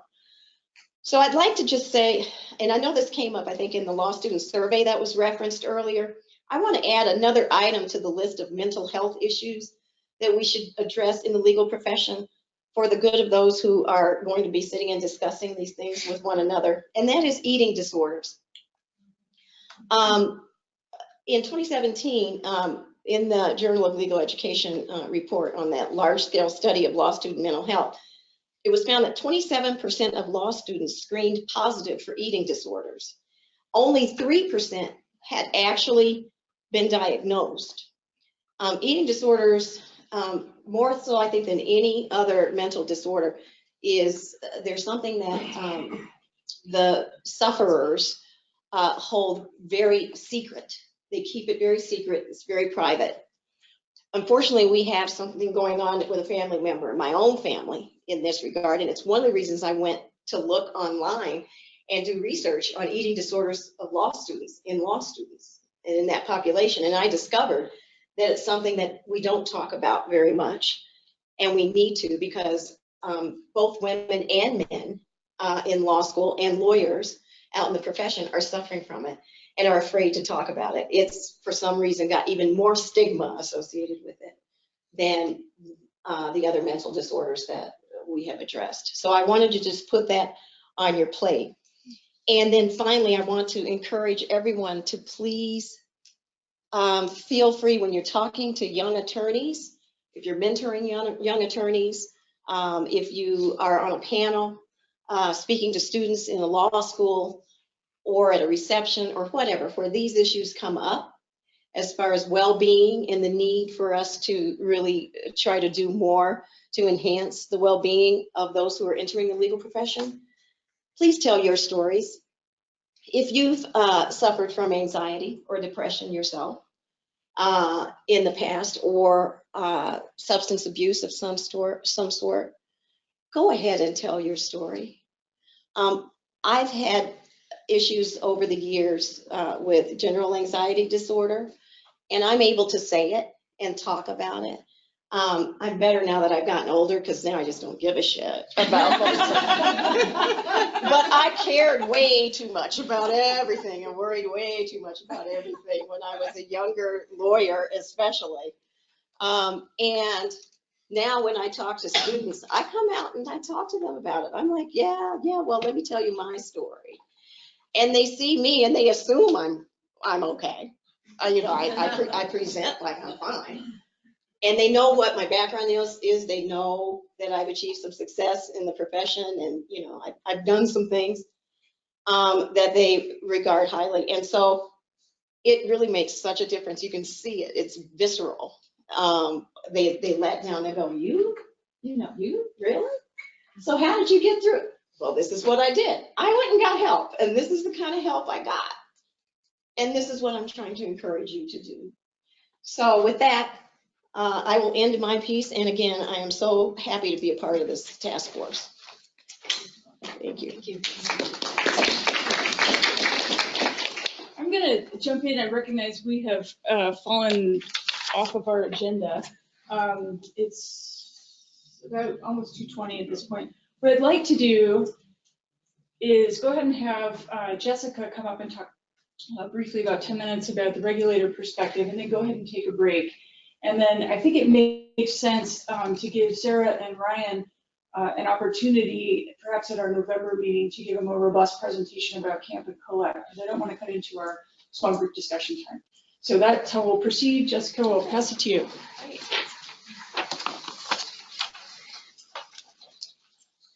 All right, well, Justice Marquez had already mentioned that Jim Coyle, my predecessor, was very active, a big leader and proponent of attorney well-being. But stepping into his very big shoes is not the only reason I'm interested in this issue. It was probably about 10 years ago that I was co-counsel with an insurance defense person who was basically 60 to 70 active cases, 2,300 plus billable hours a year. He was just working his tail off. But I considered him a friend, because we would meet monthly in Grand Junction for these depositions with other defense counsel. We would go out to dinner, to lunches and breakfast, strategy sessions. So you can imagine my shock when about a year into that, I got a call from his law partner who said, well, you heard about Brad, right? It's like, no, he had killed himself. I had no idea. And then the second shock, well, he lost his adult son to an overdose about a year ago. He had never mentioned that, not in an entire year of working together. And we were at all these co-defense meetings, and so he had never mentioned it to anyone else either. And so it was two tragedies. One is losing Brad, because he was a great guy. But the second tragedy was that he had suffered for so long in absolute silence. And he had never talked to any of us about it, even though we had these social events, we had one-on-one meetings, and he just kept it to himself. And that really is sad. So the regulator's perspective, what do we see? We see a lot of suffering, quite frankly. We see a lot of people who are suffering, and it's not always that it results in attorney discipline. Quite frankly, there are a lot of attorneys out there who are suffering, who are not going to be subject to discipline, but they have difficult lives. So do we have anyone here from criminal defense practice? Yes. And anyone here from family law? Yes. All right, so you folks have, yes. It's called hand-holding. Hand-holding. It's called. Yeah, I mean, you've got some difficult clients, difficult opposing clients who a lot of times in family law are not represented. And quite frankly, we see a lot of complaints that don't result in discipline, but from some difficult personalities out there. And I know that for the attorneys involved, it really does create suffering, and it creates angst and anxiety. And then, of course, we also see attorneys who are, in fact, suffering, and it does result in either discipline or can result in discipline. I'm going to talk just a moment about alcohol and substance abuse, because that's always the one that people say, well, how much of the problems are caused by alcohol? And I don't have statistics. I mean, we do have a number when there are DUI convictions that actually do show up in our office that we, depending on the severity and how often this happened, could result in discipline. But the other parts of it, it's a little hard to put your finger on, sort of in terms of what causation is. For example, attorney abandonment of clients, attorney neglect of client matters. Those, a lot of times, once you start peeling back the layers of the onion, there are substance abuse issues that are lurking out there that's caused this to happen. Occasionally, you get judicial referrals for people showing up intoxicated, in court, occasionally showing up to depositions in court, but more often than not, for the substance abuse piece, you are just looking at clients who can't figure out why their attorney hasn't called them in 6 months or a year. So that's the substance abuse piece. What are some of the other things we see? Well, someone mentioned anger and sadness. Are they the same emotion or two sides of the same coin? We see both. Anger and toxicity. Well, discovery fights, people get mad at opposing counsel and they're already, duking it out in court, and then they file a complaint with us. We're not going to be sort of the second court navigating that, but it is something that sort of strikes us as, boy, we can see this attorney is really struggling to just maintain some civility here. Other litigation fights, in terms of what you said in court versus what was true, we get some of that going on. Hostility to judges. We do remarkably see people showing up in court who are attorneys being very hostile to the judges in front of them and saying things that I find remarkable. And when we start investigating, we learn, well, maybe they're having some problems at home. If they say, I've just gone through a difficult divorce, or I'm just working too much. Occasionally a physical altercation, that has happened, usually not in court, but we've seen one recently in a deposition. And then finally, the other category that is probably more pervasive is just feeling overwhelmed, just that there's just too much going on. And that's where I sort of reflect upon my colleague Brad, because he took his own life shortly before a hearing. That was how basically the judge called his law partner because he didn't show up in court, and his law partner called wife, and wife found him. He just had hit a wall one morning and he could not proceed any further. Now, of course, suicide is an extreme example of that, but there's a lot of people that feel overwhelmed. Financial pressures is a big part of it. We do see quite a few attorneys that are struggling with their trust accounts, and they're just not managing it at all, and they're treating operational funds and trust funds as sort of, one and the same. Or sometimes they're borrowing against it because they think, well, next month I'll have more cash in the door and I can kind of rectify that. Similarly, from a financial pressure standpoint, there's a lot of times when you're looking at things, and it's not a rule violation, but it causes them because they're taking clients and matters that they otherwise wouldn't take except for the financial pressures that they're under. And you can sort of look at the case and you can look at the client in the situation and think, well, really, this is somebody who probably you shouldn't have taken on, either because your own personal caseload is just way too heavy. It's pretty clear you can't manage it. Or maybe there's some big red flags about this client or this matter that would have prompted you to not take this on, but for the financial pressures that you apparently feel. And then a big component of the same feeling of being overwhelmed is failures to communicate, which is probably one of the biggest categories of regulatory issues we see. So it's not just the clients who come to us and say, I haven't heard anything from my attorney in 6 months. I don't know what's going on. That's one set of problems. But then there's also just the attorneys that are communicating with the client, but not very well. And so there are parts of the case or the matter that are developing, and the attorney doesn't actually tell the client about these key moments in time. And those create a lot of problems for the attorney. And it may or may not result in discipline because from our perspective, we have to prove a rule violation by clear and convincing evidence. But that attorney spends a lot more time with our office and probably a lot more stressful time with our office than the attorney didn't have to if there had been better communication, if there had been better documentation about what the engagement was, about the scope of representation. And a lot of that, sometimes you just have sloppy attorneys, but the sense is when we kind of look at what these attorneys are doing and their practices, so a lot of them are just feeling overwhelmed and they're not really carrying through and being as thorough as they could be because they've just got too much on their plate. So from the regulatory perspective, we sort of see the gamut of all of the different experiences people have. It sort of could be personal suffering. A lot of times our investigators do actually ask attorneys about what's going on in their lives and give them a chance to explain that. And sometimes they don't really tell us much, but there are a lot of times where either there's a substance abuse issue, maybe they're trying to take care of someone at home, Maybe they're suffering physically in a way they've had back issues over the past year, or they're suffering financially, and they just are driven to take on much more than they can or should because they just don't have any other choice. And that level of suffering is something that we would like to see changed. I mean, in a perfect world, our attorney regulation folks would be doing something else altogether because we wouldn't have that much to do. That perfect world is a ways off. We've still got quite a bit to do. But I'm hoping that as part of the conversations we'll be having here and that part of the work product that we'll be delivering out of this task force would actually create some dialogue and maybe even some new tools where we can help attorneys get on better paths, and so they wouldn't be showing up before us.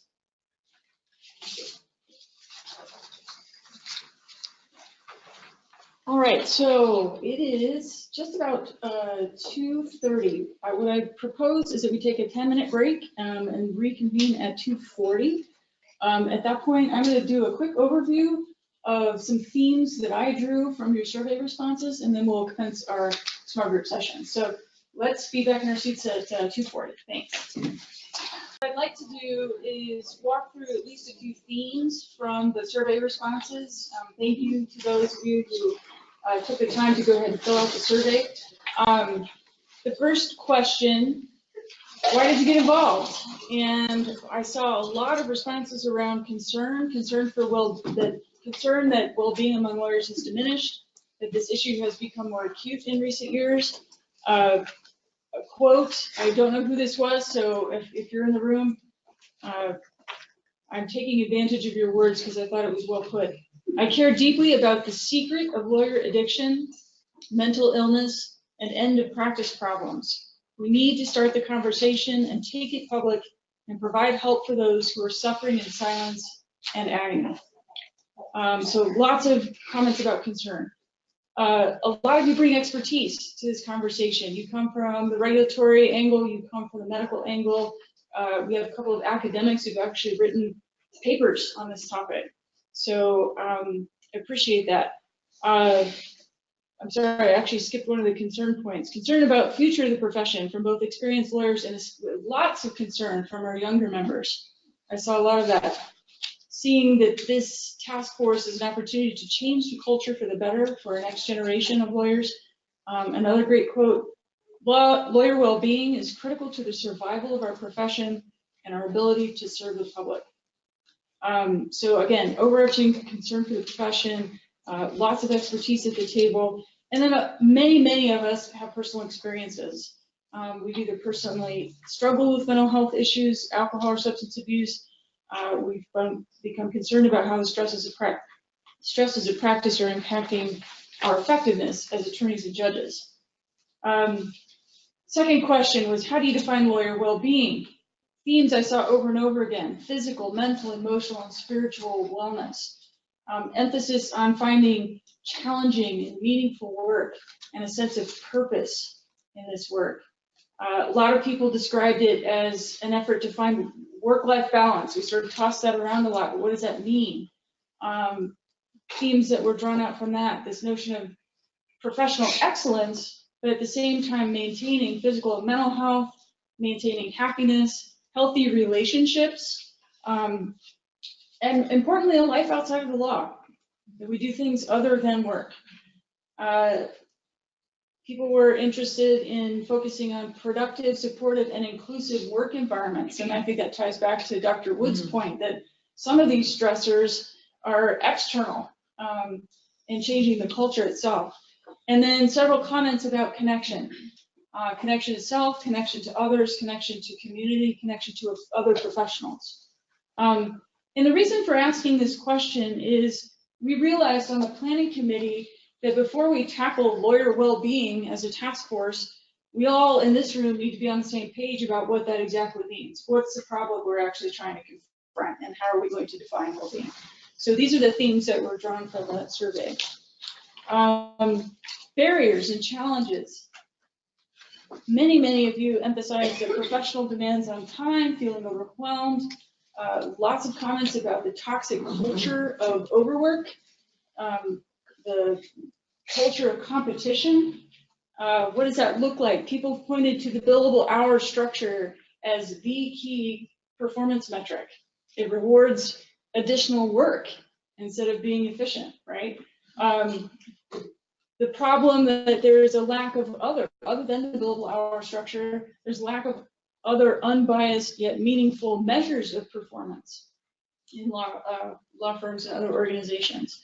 Others pointed to the lack of diversity in law firm leadership and just kind of a fear of failure that becomes paralyzing. Stress dealing with your clients, stress dealing with opposing counsel. There was a wonderful quote from one of you.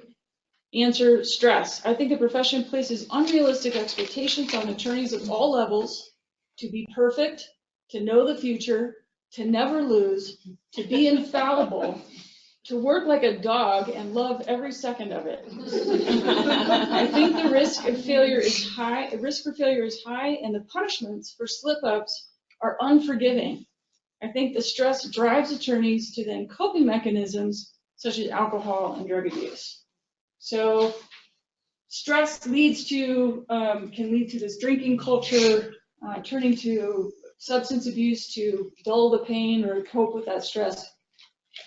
Technology come up, how we're so glued at this point to our 24/7 smartphones and accessibility to clients and clients' accessibility to us, demanding immediate responses at all time and that inability to shut that off. Lack of support, training, and mentoring resources. We're going to hear a lot about COLAP and CAMP in November, about efforts that Colorado is making in that regard. Several comments about alcohol and the drinking culture we have in this profession. It starts in law school. I mean, all of the evening events, the cocktail parties, there's alcohol everywhere. In the court meetings, the bar banquets, it's pervasive. And I think young attorneys who are stressed out and are trying to network are taught, put a drink in your hand, it'll loosen you up, and that's how you then start feeling comfortable as you talk. And then foremost, stigma attached to asking for help. Nobody wants to acknowledge that we have problems because that might raise a red flag on attorney regulation, radar screen, or judicial performance, or judicial discipline. God forbid we show cracks in our armor. What is the profession doing well? Some existing projects. COLAP and CAMP came up a lot. We'll hear more about the details of that. Inns of Court, our Lawyers Helping Lawyers program, the CPA DBA Professionalism Committee. One person mentioned a YLD project called #FitToPractice. The person did not tell more, so if you're in the room, it would be wonderful to share that at your table so that our planning session folks can hear more about that. CU Law, this committee on student wellness, is up and running. We heard about DU Law, Class on Wellness and Professionalism for the Effective Lawyer, and Denver Mother Lawyers, I think, is Amanda's program. So there are some initiatives that are underway. Why do we want to know about this? We need to make sure we're not reinventing the wheel. Let's leverage the initiatives that we have underway already. Ideas and goals. These are some early brainstorming efforts. Some people said, look, we need to gather more data. We need to measure what the scope of our problem is. We need to develop better support for our rural practitioners. We need to develop support for women lawyers in particular and mothers in the profession. We see this huge drop off. I will say I've only been on the bench 8 years, and 3 of my female clerks in the last 8 years have already left the profession, which is just, one of them is at the top of her class at CU. It's really heartbreaking. Should we impose mandatory CLE requirements? Possibly. What would that look like? Maybe we should adopt 10 best practices for legal employers. We could maybe craft guidelines or policies for law firms to follow, or that courts could follow, or agencies could follow. How do we just in general raise awareness about these issues? How do we go about tackling that stigma problem?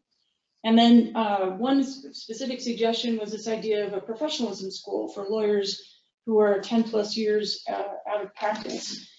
Judge Rahman from the Court of Appeals, who's a member, had to leave today as our oral arguments. he is starting a COIFI project. COIFI is a program to teach judges to be better educators, CLE presenters. And he is launching a peer-to-peer coaching program for judges, and he would like to leverage that for the judges in the room. So that's a project idea that we might be able to run with. Other ideas that have been batted around the planning committee, not on this list, but an idea of maybe having a law firm pledge to well-being. We have a pledge to diversity. What if we created a pledge to well-being program? What would that look like? What if we ask law firms to identify one person in leadership at all of these organizations who is the sort of well-being point person? Should we do a roadshow to the Inns of Court so that all the Inns of Court are doing presentations to their communities?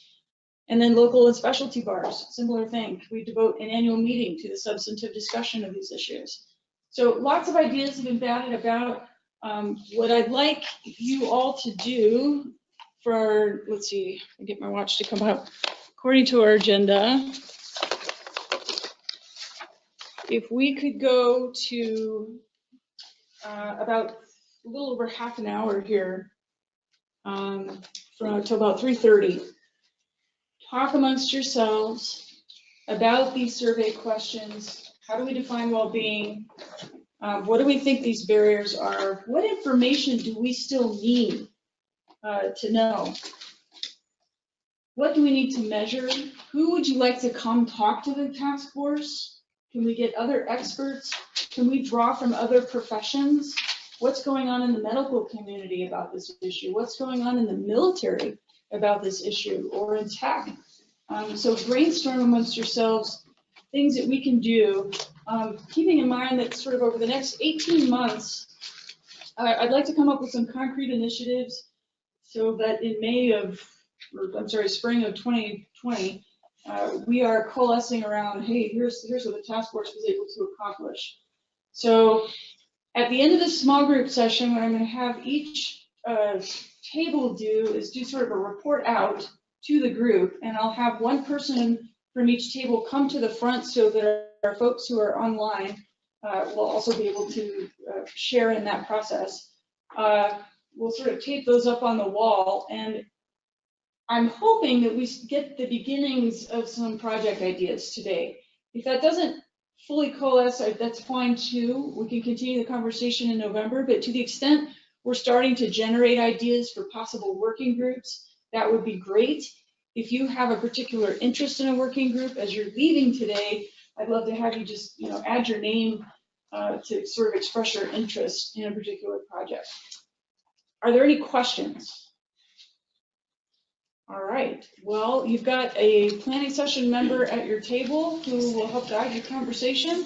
So go for it. I'm going to kind of rotate around.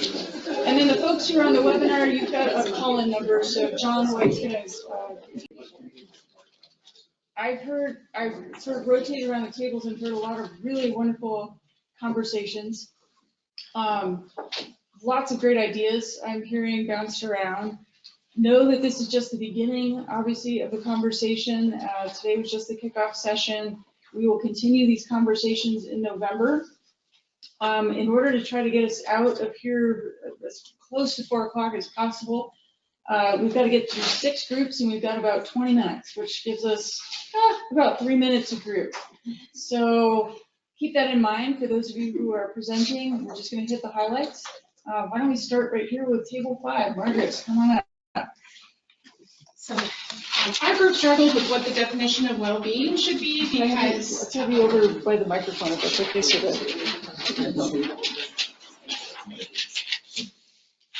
Sorry, wrinkle. My type A personality doesn't like the wrinkle in the paper. I want to fix it, but I'm going to stop. We struggled with defining well-being because noting that there is such a crisis in the substance abuse area and depression and suicide and anxiety, a big part of our group felt like we really need to handle the crisis first and everything else maybe a little later or not as intensely because we're worried about the crisis. So that was a conversation we had around the definition of well-being. For our objectives, we really like the idea of the pledge to well-being, and we want to look at the pledge for diversity that Karen Hester's group has done, the Center for Legal Inclusiveness. And in the pledge, some of our ideas are getting employers, legal employers, to commit to giving access to a gymnasium or other workout facility, restrictions on billable hours. Yeah, I can't wait to see that. Anyways, giving information about well-being resources, affirmatively giving that to associates and to junior partners and partners. Really being proactive in the education of what's out there. A commitment to pro bono, a commitment to civility, to opposing counsel and opposing parties in the courts, and to one another in the law firm. Also on the pledge, mentorship, investment in young attorneys, because there's been a culture of we'll hire a third year so we don't have to invest and train that lawyer. Asking law firms to make a pledge to hire new hires and invest, mentor, train, and get them started on the right foot instead of taking advantage of some other law firm's investment in the individual. And requiring, asking firms to require camp or collab training or CLEs on a yearly or rotating basis. Resources we still may need to mine in order to come up with this pledge are more information from physicians.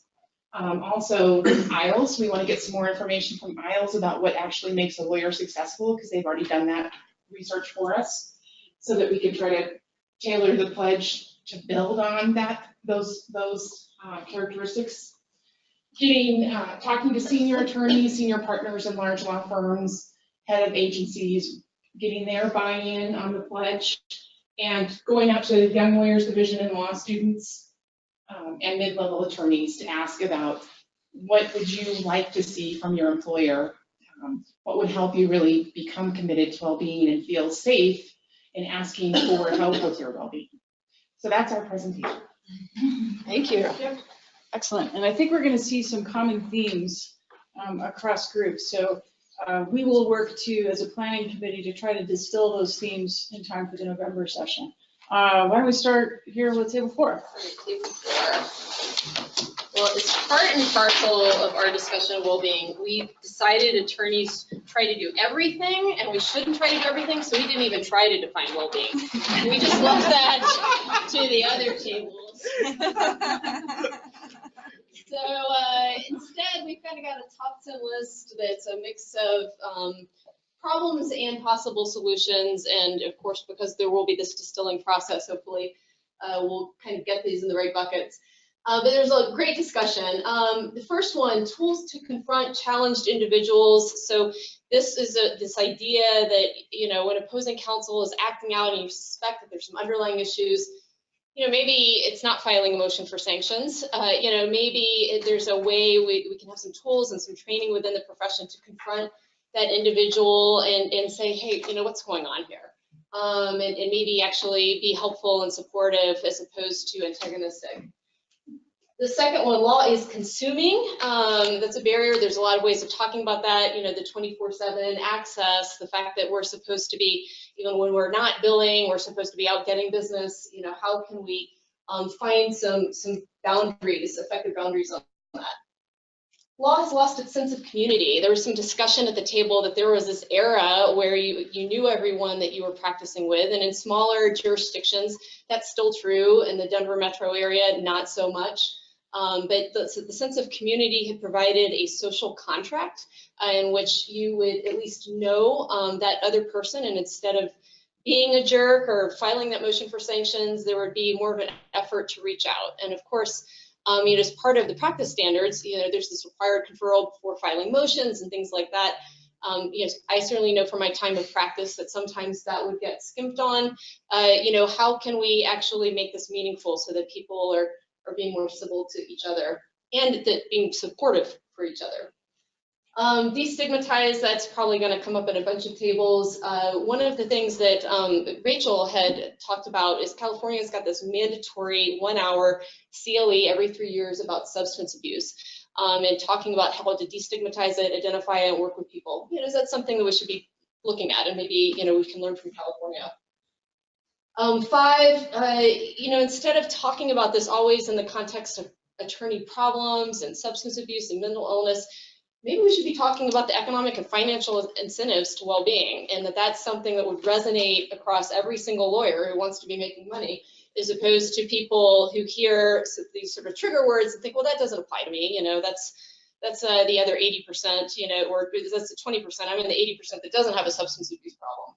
Instead, how do we talk about well-being in terms of a moneymaker? 6, the culture shift away from perfection at law schools. That we had a great discussion. Emily's at our table from DU. She had some great perspectives on being a law student. A number of us started having, symptoms of PTSD as we started thinking about law school and how hard it was. And basically this perfection, this idea that we've got to be perfect attorneys, that starts pretty early in law school. And what can we do to be working within law schools to help shift that culture? 7, relatedly, law firm hiring practices. Can we get law firms to start focusing on things other than class rank and whether you were law review and blah, blah, blah, and instead looking at some holistic things about that individual that really focuses on their wellness as an individual. 8, law schools should compete on well-being. Law schools compete for those rankings, those USA Today rankings, to be the top 10, 20, 50. They compete on job placement. They compete on what percentage of people are passing the bar. Imagine a world in which, nationwide, they were all competing on well-being, and that when you were looking at law schools and deciding where you went or were going to go, you'd be looking at that. I mean, you saw the Harvard study, they'd probably be ranking pretty low on well-being. It'd be interesting to sort of see that world. 9, incentivize lawyers to come forward. We talked a little bit about language. We talked about, for example, the word burnout. If you ask people to raise their hand on how many of you are feeling depressed, people don't feel comfortable talking about mental health issues. You say, how many of you are burned out? Because that implies that you've been working really hard, and so there's almost this positive part about being burned out. So maybe there's some terminology we should just embrace about that to get people to come forward. And finally, 10, more data that was discussed, whether it be law school surveys, firm surveys, profession-wide surveys, to understand the scope of the problem here in Colorado. And then we could, identify metrics we could track over time to see if we're improving. Wonderful, thank you. All right, table 3.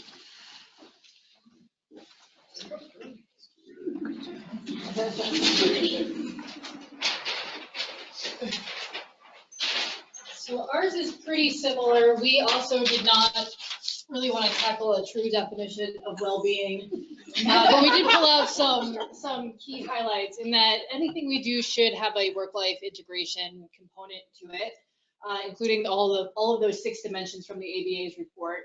We also want anything we do to help people to have a sense of empowerment and control over their own lives, because so much of lawyering is outside of our own control. There's no perfectionism in well-being, so we don't want to create a definition and say if you're not doing these things, then there's something wrong with you, so you're still not well. And we also want to meet people where they are, because what is wellness for you might not be wellness for me, and that has to be okay. So as we're generating that definition, those are some of the components that were most important to us. End goals, we really focused a lot on the need to identify the true problem in Colorado. There's great data out there nationally, but we don't really have a sense of what's going on in our state in particular. And so how can we generate that data and make data-driven decisions about where we go from here? We thought about partnering with not necessarily the law schools, but with broader universities, sociology departments, places like that, where we could get more of this data. Whatever we come up with should be multimodal and be multi-messaged, which means one result is not going to fit everybody in the profession. So as we're thinking about outcomes, what's going to meet the young lawyer's needs, the mid lawyer's needs, the person who's leaving the profession entirely. We wanted to improve visibility, reduce that isolationism, bring that community back into our profession. And then also maybe focus on the unique financial pressures of being a lawyer, especially for those young lawyers, and whether that's what is the burden on law schools to really think about who they're bringing in and whether law is right for them, the cost of legal education, and then also spending more time highlighting JD advantage and non-traditional legal careers, because true traditional legal pathways aren't the right fit for everybody, but I don't know that that is messaged quite as bit. quite as much as it should be. And then in terms of what we need, there are really two main things. One is show me the money. How are we going to pay for whatever we do? Where the resource is going to come from? And I have forgotten the last one. Oh, data, again, sort of this building the data pipeline is both an outcome and a need all at the same time. That's what we have. Excellent, thank you. All right. Dave, we'll have your group, table 1.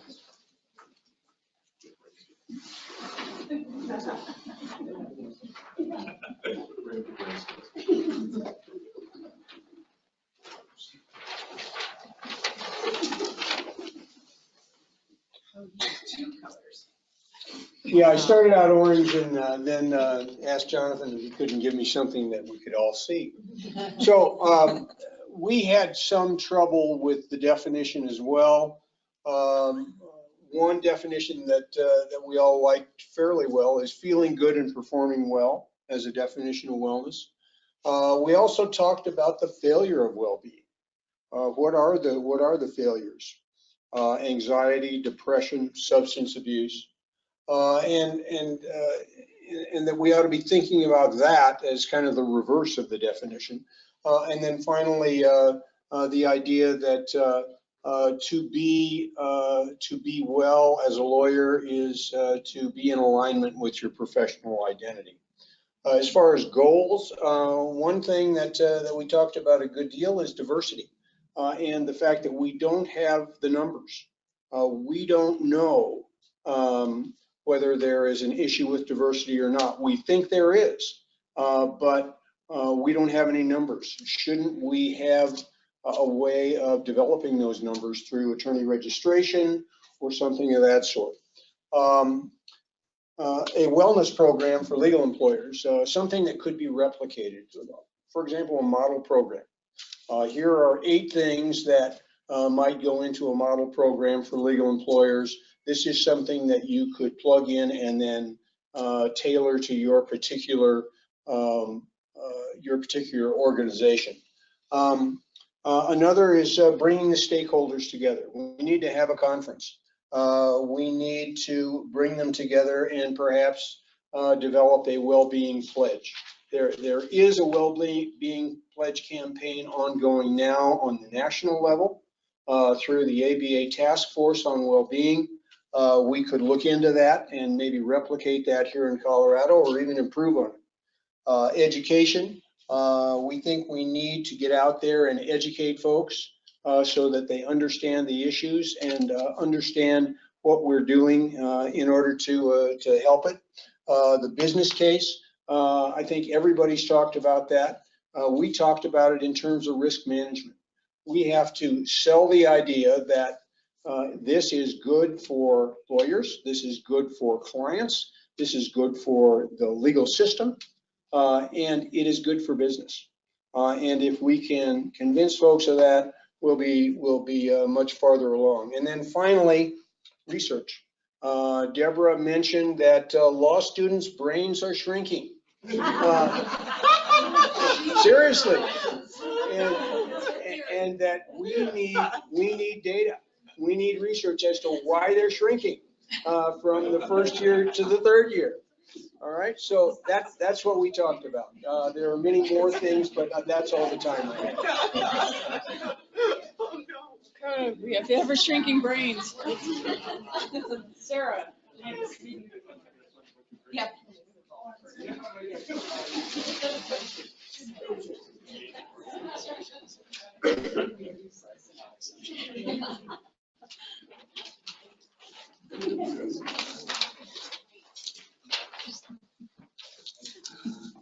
So we ran out of time writing. We started, though, with our definition of well-being. What we looked at in particular is how we are so lacking in our training as attorneys, the concept of self-reflection. It's nothing that we're really charged with in law school and then afterwards. And if we can somehow build on that skill set, the idea of asking for help becomes embedded in that. So just one idea to wrap into with that. Another piece that we have discussed is the fulfillment and meaningfulness, focusing on that piece, because it's easier to say when we don't have well-being, it's harder to come up with a definition for it. Some of the tasks that we thought of First, some kind of a platform for those who are having issues to be able to give back. Those of you familiar with AA, we're talking about the 12-step, basically, but how those of us that might be suffering, one aspect or antidote to suffering is to help other people. That's embedded in our nervous system. That's embedded in all kinds of research about well-being. So platform to that extent. Another one is looking at the student-focused resources, really honing in on how we can help the law schools and law students. I should say how the law schools can help the students, really. When we talked about the rural areas, one idea we came up with, because as you all know, one of the biggest problems to getting help and assistance in the rural areas, aside from finances, is that everyone knows each other. So maybe building some kind of platform where individuals who are working in remote areas can connect with each other. So Durango to Grand Junction, for example, versus within the same community, those kind of bridges. Another one we talked about looking at the low-cost therapy, and one idea we came up with, which I'm sure the law schools would love, is those on-staff psychiatrists and psychologists that they're looking at hiring right now are only part-time. Make those puppies full-time and allow those alumni to have access to them. That would help with new attorneys, maybe within the first 3 years or 5 years of practice, something like that to help get that free assistance. Another one is the balancing care and concern with reporting for judges and supervising attorneys. They're looking at this at the national level with a model impairment policy, for example. We know this is a real life problem where you're trying to help an attorney, but you've got liability on your hands. Where they're reporting for judges, when do I have to report, and how can I get the referrals and the assistance for this person as well? So somehow figuring out some clarity around that, maybe some instructions, some kind of a model policy, for example, or just some education for example, supervising attorneys and the judiciary. Another idea we came up with, but we didn't have down, was coming up with some form of a toolkit for wellness committees. So if bar associations are creating, or within a law firm, we have an example here at the OARC with Karen's work. If there's a wellness committee, maybe this task force could create a toolkit for them. Here's how you can help your members, some tasks that you could come up with within your organization. So that, I think, sums it up. Thank you. Very good. Okay, and last, John from our group on the phone, which included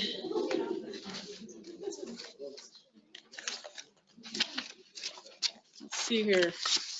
Our folks on the phone were the Dean of the Wyoming College of Law, Sarah Coleman from Crested Butte, Michael Doherty and Liz Rennerstrom from the 20th JD in Boulder, the District Attorney's Office, Peter Wong, who's a professor at CU, Patrick McCarville, Deputy State Public Defender in Trinidad, and Jack Spate, who's the Wyoming equivalent of Sarah. All right, John, go for it. And we had just a couple, we had one addition to that, Judge Amanda Hopkins as well from Alamosa was on the call. Jack Spade could not make the call today, as could Liz Runnerstrom. So we'll hopefully hear from them in the future. But our group from kind of around the state of Colorado, priorities, similar to ones that folks have already talked about, but better access to resources for lawyers, especially those in rural areas, when it comes to lawyer well-being. There's concern that there still needs to be a way to direct lawyers in rural communities to resources out there. Stigma reduction is also one that our group identified as a priority for this task force. And Michael Doherty actually shared a really interesting program that he has in his office in Boulder, which is a secondary trauma training. It's mandatory for district attorneys in that office. And he said that one thing that has led to is people being more open about these issues and talking about them. So that has helped break down some barriers there. Another priority for our group is just building some incentives around this. We understand the reluctance to have mandatory CLE in this area, but maybe we can still have more CLEs on lawyer well-being, and that will interest people, particularly those who we want to reach, which are folks who Sarah Coleman mentioned in our group. We tend to see the same people at bar association events and local bar association events. So how do we get folks in the room who maybe we want to reach but aren't already connected? And is there a way to incentivize that through perhaps continuing legal education in this area?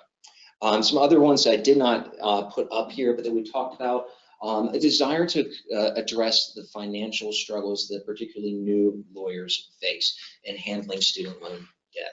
I think Judge Hawkins talked about how a lot of young lawyers are sort of thrown into having to have a professional persona, having to manage finances and debt incurred in law school, and sort of understand what it means to have a work-life balance. How do we get resources to those new lawyers? And then last, a concern about just addressing the toxicity in the profession. What can we do to change the dialogue?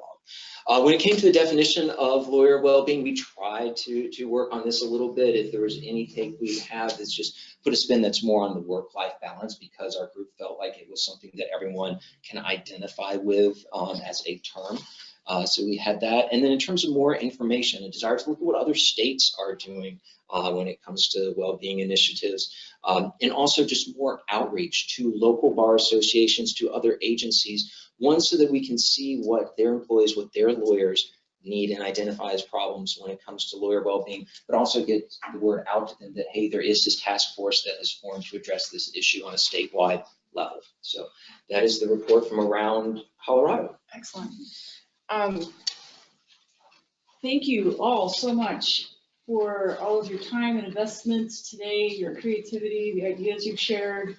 I'm excited about all of these wonderful ideas.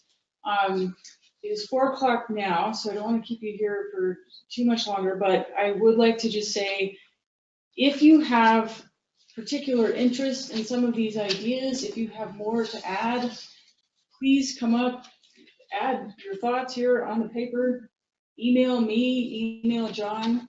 Our planning committee will be getting together here in the next week or so to try to distill some themes that we're seeing here across these wonderful brainstorming sheets. Our next meeting in November, we will continue with some substantive presentations, Sarah and Ryan for sure, but we might bring other folks along the lines of what Dr. Wood presented to us today. What I am conceiving of in our meeting format going forward, at least for the next couple of meetings, there'll be 2-hour blocks with probably like an hour of presentation and an hour of continuing conversation like this today. So are there any questions before I send you off?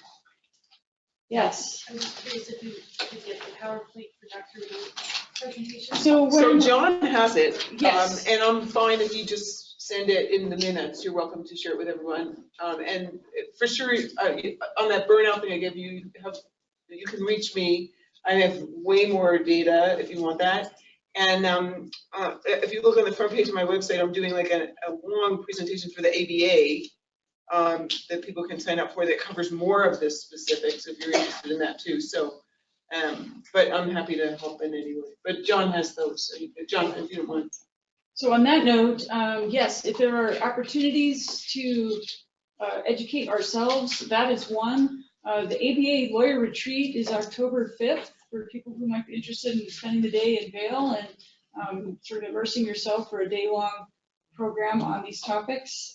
Sarah and I are going to do one in the beginning of November too. So yes, it's on my website. So we can make those opportunities available. But as I mentioned earlier, we're going to try to create here very soon a web page where we will throw all of this information. So the PowerPoint presentation, minutes from the meeting, information about the upcoming meetings and so forth. Any other questions before I send you off today? No? All right, well, thank you so much for your time. I'm taking the time of your busy schedules. I really appreciate it. Go forth.